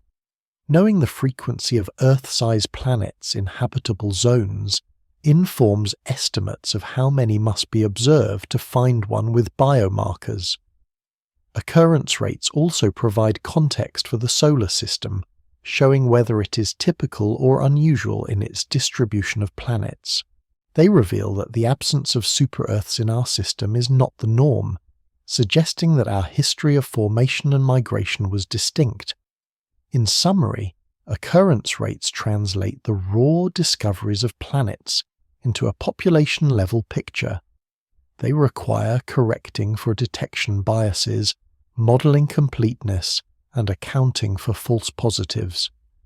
They reveal that planets are abundant, that small planets outnumber large ones, and that nearly every star may host at least one. They show correlations with stellar properties that inform theories of formation. They highlight the radius gap and other features that reveal processes of atmospheric loss and migration. They estimate how many habitable zone planets exist, providing targets for the search for life. The picture remains incomplete and evolving, but the direction is clear.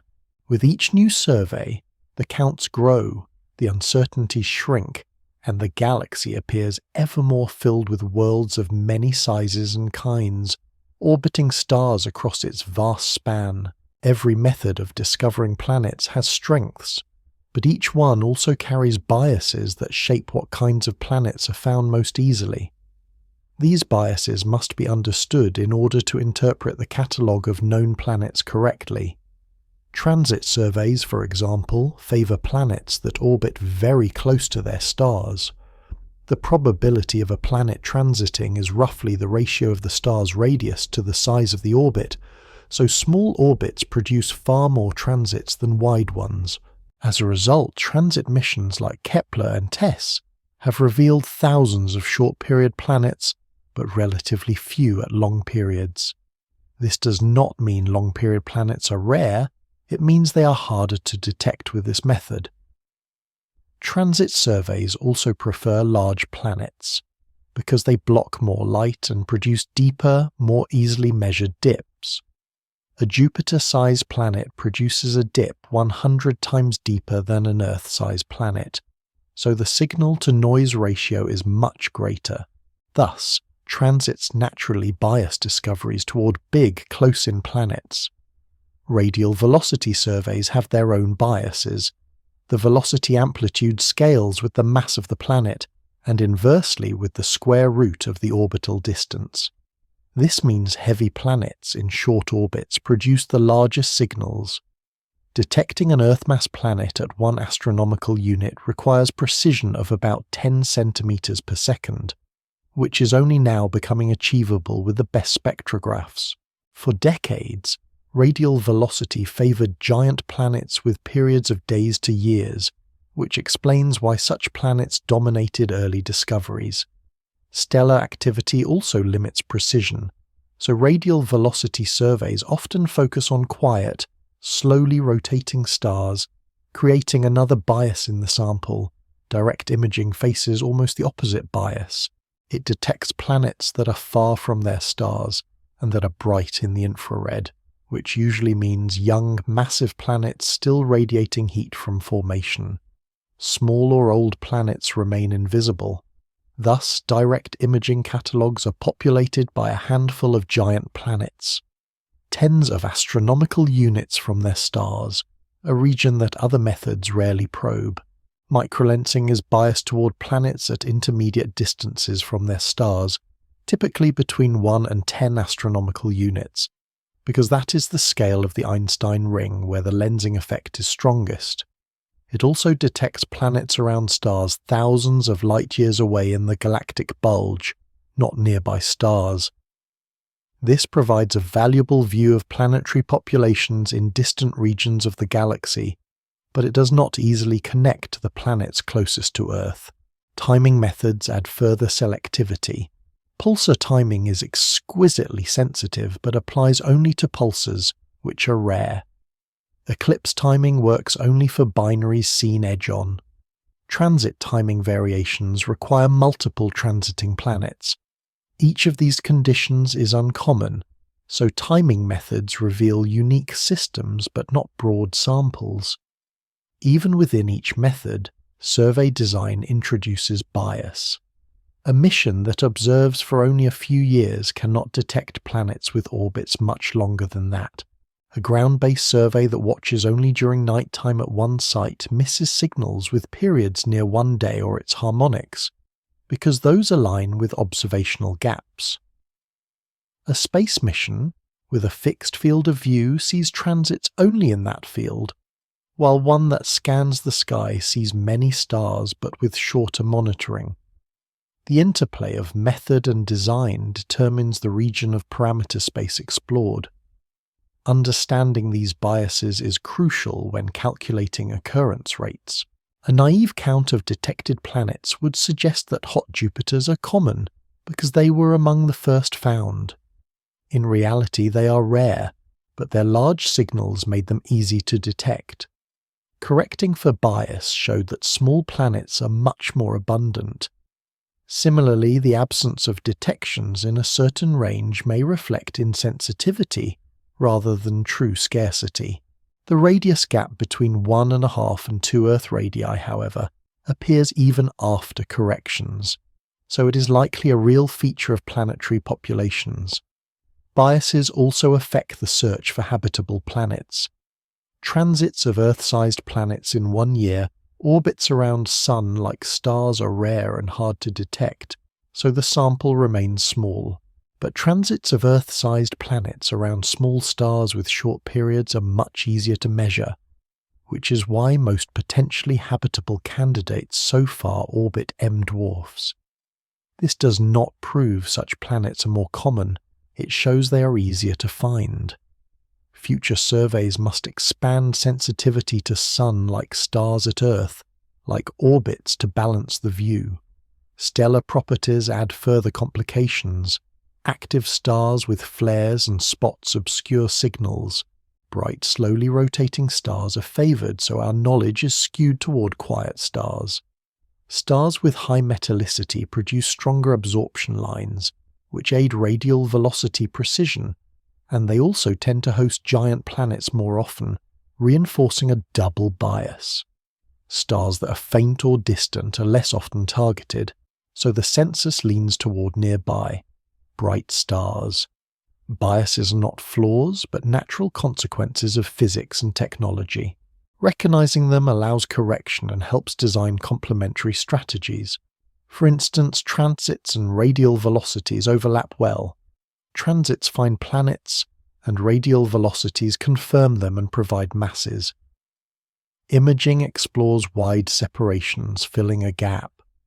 Microlensing samples distant stars, adding context.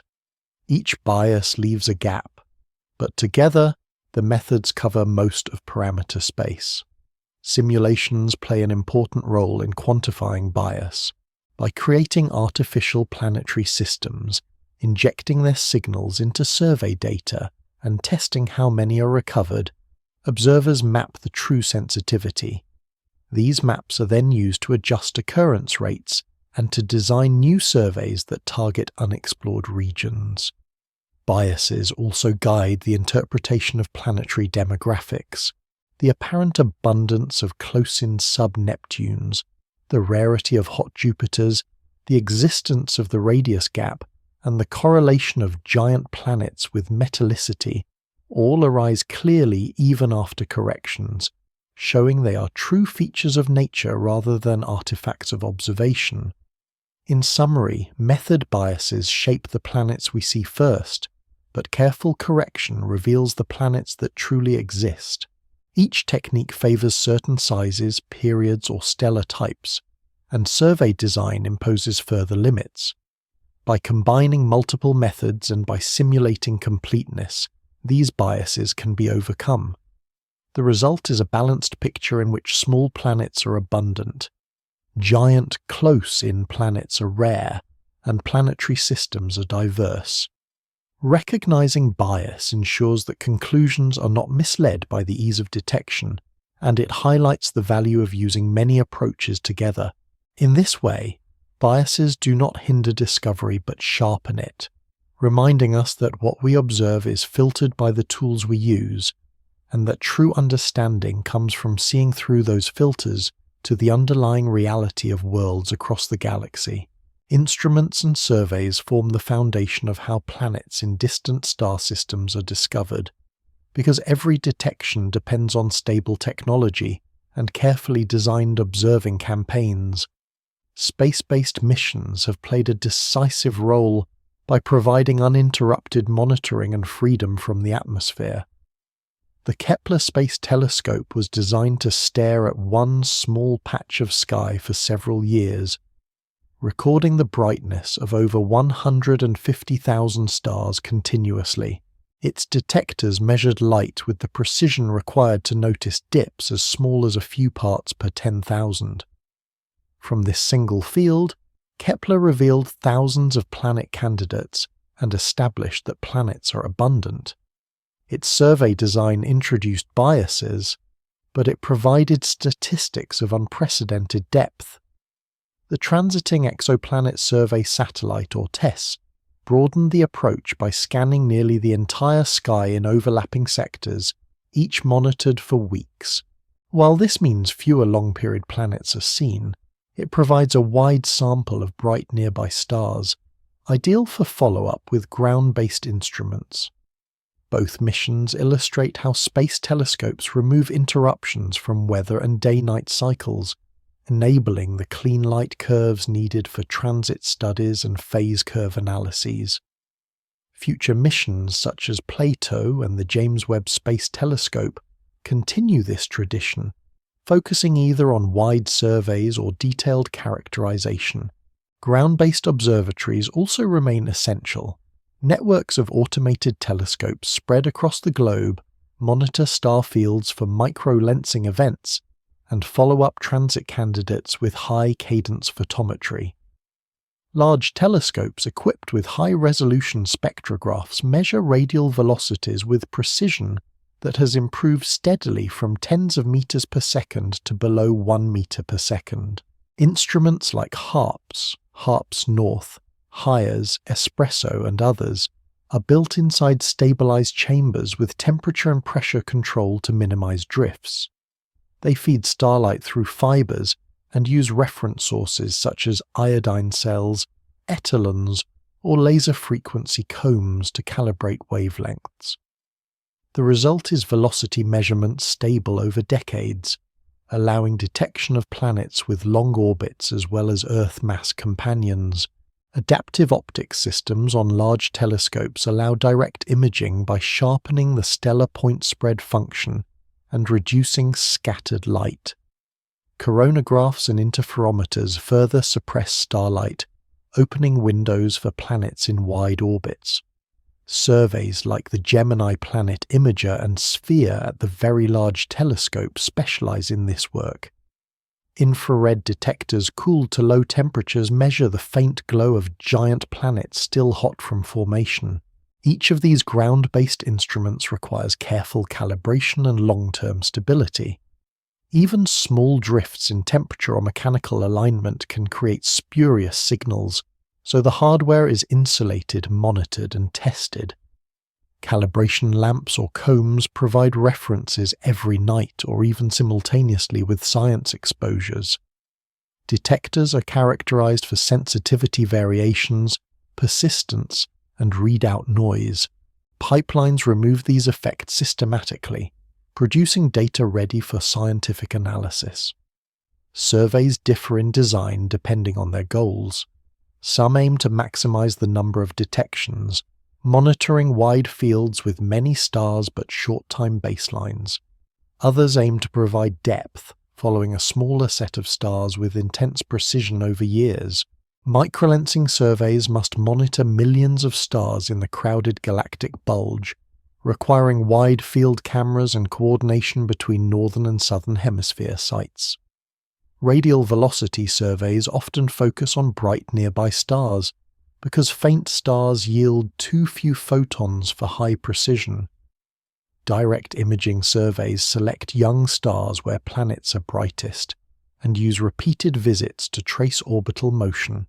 The diversity of designs ensures that complementary regions of parameter space are explored. Instruments and surveys also evolve as technology advances. Detectors gain lower noise and larger format. Telescopes gain larger mirrors and better pointing. Data pipelines adopt more advanced statistical tools, including machine learning, to sift through massive data sets for real signals. Missions are designed with lessons from earlier ones, correcting weaknesses and extending sensitivity. For example, Kepler's fixed field limited its reach for nearby stars, so TESS adopted an all-sky approach. Ground-based radial velocity surveys faced limitations from stellar activity, so modern instruments include simultaneous photometric monitoring to track that activity. Future projects aim to integrate these tools into networks that provide continuous multi-method coverage. The role of instruments and surveys is not only to collect data, but also to establish reliability. Every claim of a planet rests on the stability and calibration of the instrument that measured it. A radial velocity signal requires confidence that the spectrograph did not drift. A transit detection requires confidence that the detector did not vary in sensitivity. Surveys invest heavily in redundancy, monitoring calibration sources alongside science targets, and repeating observations under varied conditions. Cross-checking between instruments provides independent verification. If two telescopes with different detectors see the same signal, confidence grows. Surveys also contribute by archiving their data openly, allowing independent teams to reanalyze it. Many discoveries have been confirmed or refined by such reanalysis, showing that transparent data practices strengthen the field. The sheer scale of modern surveys requires automation. Software searches light curves for periodic dips, ranks candidates, and flags likely false positives. Algorithms sift through millions of spectra for tiny velocity signals. Human oversight remains essential, but automation allows the volume of data to be handled. Survey teams then prioritize targets for follow-up, allocating telescope time to confirm the most promising candidates. This triage is necessary because resources are limited and the number of stars is vast. The interplay between space missions and ground observatories is particularly important. A space telescope may identify a transit candidate, and ground-based spectrographs measure its mass. Direct imaging may provide a first detection, and radial velocity may refine the orbit. Microlensing may detect a planet in the bulge, and later space missions may attempt to image similar systems nearby. Each instrument and survey feeds into a larger network of discovery. In summary, instruments and surveys are the backbone of exoplanet science. They range from space telescopes that deliver uninterrupted light curves, to ground-based spectrographs that measure velocities with extreme precision, to adaptive optics systems that image giant planets, to networks that monitor millions of stars for micro-lensing. Each requires careful design, calibration, and stability. Each has its own biases and strengths. Together, they provide complementary coverage across the vast parameter space of planetary systems. Without them, no planets would be known. With them, thousands have been revealed, and the future promises tens of thousands more. They embody the principle that discovery depends on technology, and that as instruments improve and surveys expand, the picture of planets in the galaxy grows sharper and more complete. As the different methods, instruments, and surveys accumulate their results, the signals settle into a steady framework that reflects the diversity of planets in distant star systems. The light curves with their dips, the velocity curves with their oscillations, the astrometric tracks with their small loops, the spectra with their faint absorption bands, and the images with their faint points, all represent measurements that repeat with stability and precision. Each method leaves gaps, yet together they provide a coherent picture. The signals combine into catalogues where each planet is described by its orbital period, its mass, its size, and sometimes its atmospheric composition. These catalogues expand year after year, and patterns emerge from the data. Hot Jupiters appear as a small fraction, easily found but rare in truth. Super-Earths and sub-Neptunes appear as the most common type, found in abundance though absent from the solar system. Small rocky planets, though harder to detect, prove to be numerous, especially around small stars. Gas giants correlate with stellar metallicity, while small planets do not. Radius gaps, resonant chains, and atmospheric diversity show that many processes shape planets after they form. These results come not from dramatic single discoveries, but from the patient accumulation of steady signals across many stars. The framework is statistical, and each new detection refines the shape of distributions. Surveys calculate occurrence rates by correcting for biases and completeness. They find that nearly every star has at least one planet, and many have several.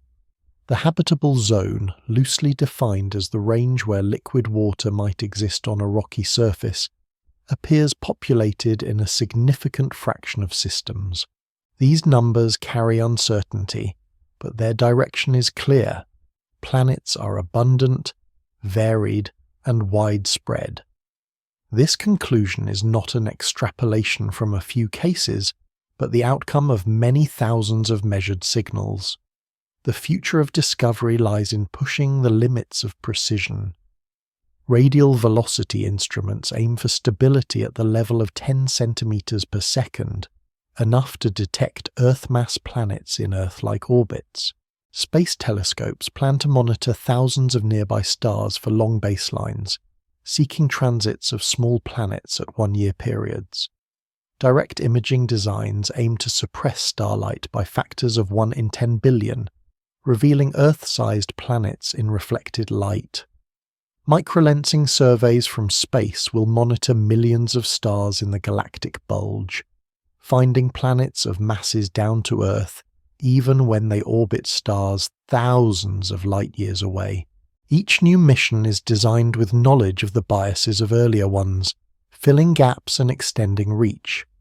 Instruments are built with greater stability, detectors with lower noise, and pipelines with more sophisticated statistical methods. The expansion is steady, guided by the signals already measured and by the recognition that every improvement in precision brings new planets into view. The steady accumulation of data is accompanied by steady refinement of theory. Models of planet formation and migration are tested against distributions of mass, size, and orbital spacing. Theories of atmospheric escape are compared with the radius gap. Models of cloud formation and circulation are compared with phase curves and emission spectra. Each measurement constrains what is possible, narrowing the range of viable models. The result is not a single grand explanation, but a network of tested mechanisms, each playing a role in shaping planetary systems. This interplay of observation and theory is gradual and continuous, with each side adjusting to the other. As signals settle into larger catalogues, the emphasis shifts from single detections to population studies. Individual worlds remain important for detailed study, but the broader value lies in patterns. These patterns reveal how planets form, how they evolve, and how common different types are. They also reveal where Earth-like planets might be found, and how many there might be. The catalogues show that small planets are the most numerous, that many systems are compact with multiple planets in close orbits, and that architectures vary widely. Some systems hold chains of planets locked in resonances, others hold giants on eccentric paths, and still others hold both small inner planets and distant giants. The diversity is large, but the data provides structure within that diversity. All of this rests on the signals, which continue to accumulate with stability. The light from stars arrives as a stream of photons, and within that stream are the imprints of planets.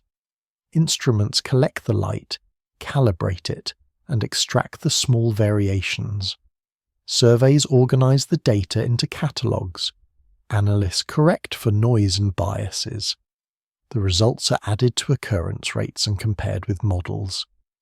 The process is systematic and deliberate, guided by the need for accuracy and reliability. It produces not sudden revelations but the steady filling in of a map. Each point on the map represents a world measured through its imprint on its star. The map grows steadily, not by leaps but by accumulation. The signals, once scattered, now form coherent distributions that reveal the structure of planetary populations across the galaxy. This steady growth shows that the methods work and that the picture they reveal is reliable. In the end, the discovery of planets in distant star systems is not a matter of glimpsing bright new objects directly, but of listening closely to stars and reading the quiet marks left by their companions. The marks are small, but they repeat with precision, and in repetition lies certainty. As instruments improve, as surveys expand and as catalogues grow, the marks accumulate into a stable record of worlds. That record is patient and calm, built on light curves, spectra, positions and times. It is built step by step with care taken at every stage to remove false positives, to correct for bias, and to report uncertainty. What emerges is a steady, reliable picture of planetary systems, one that reflects the richness of the galaxy and the effectiveness of the methods designed to measure it. In this way, the signals do not merely reveal individual planets, but form a continuous pattern of discovery that settles into quiet clarity, a map of worlds measured with calm precision across the sky.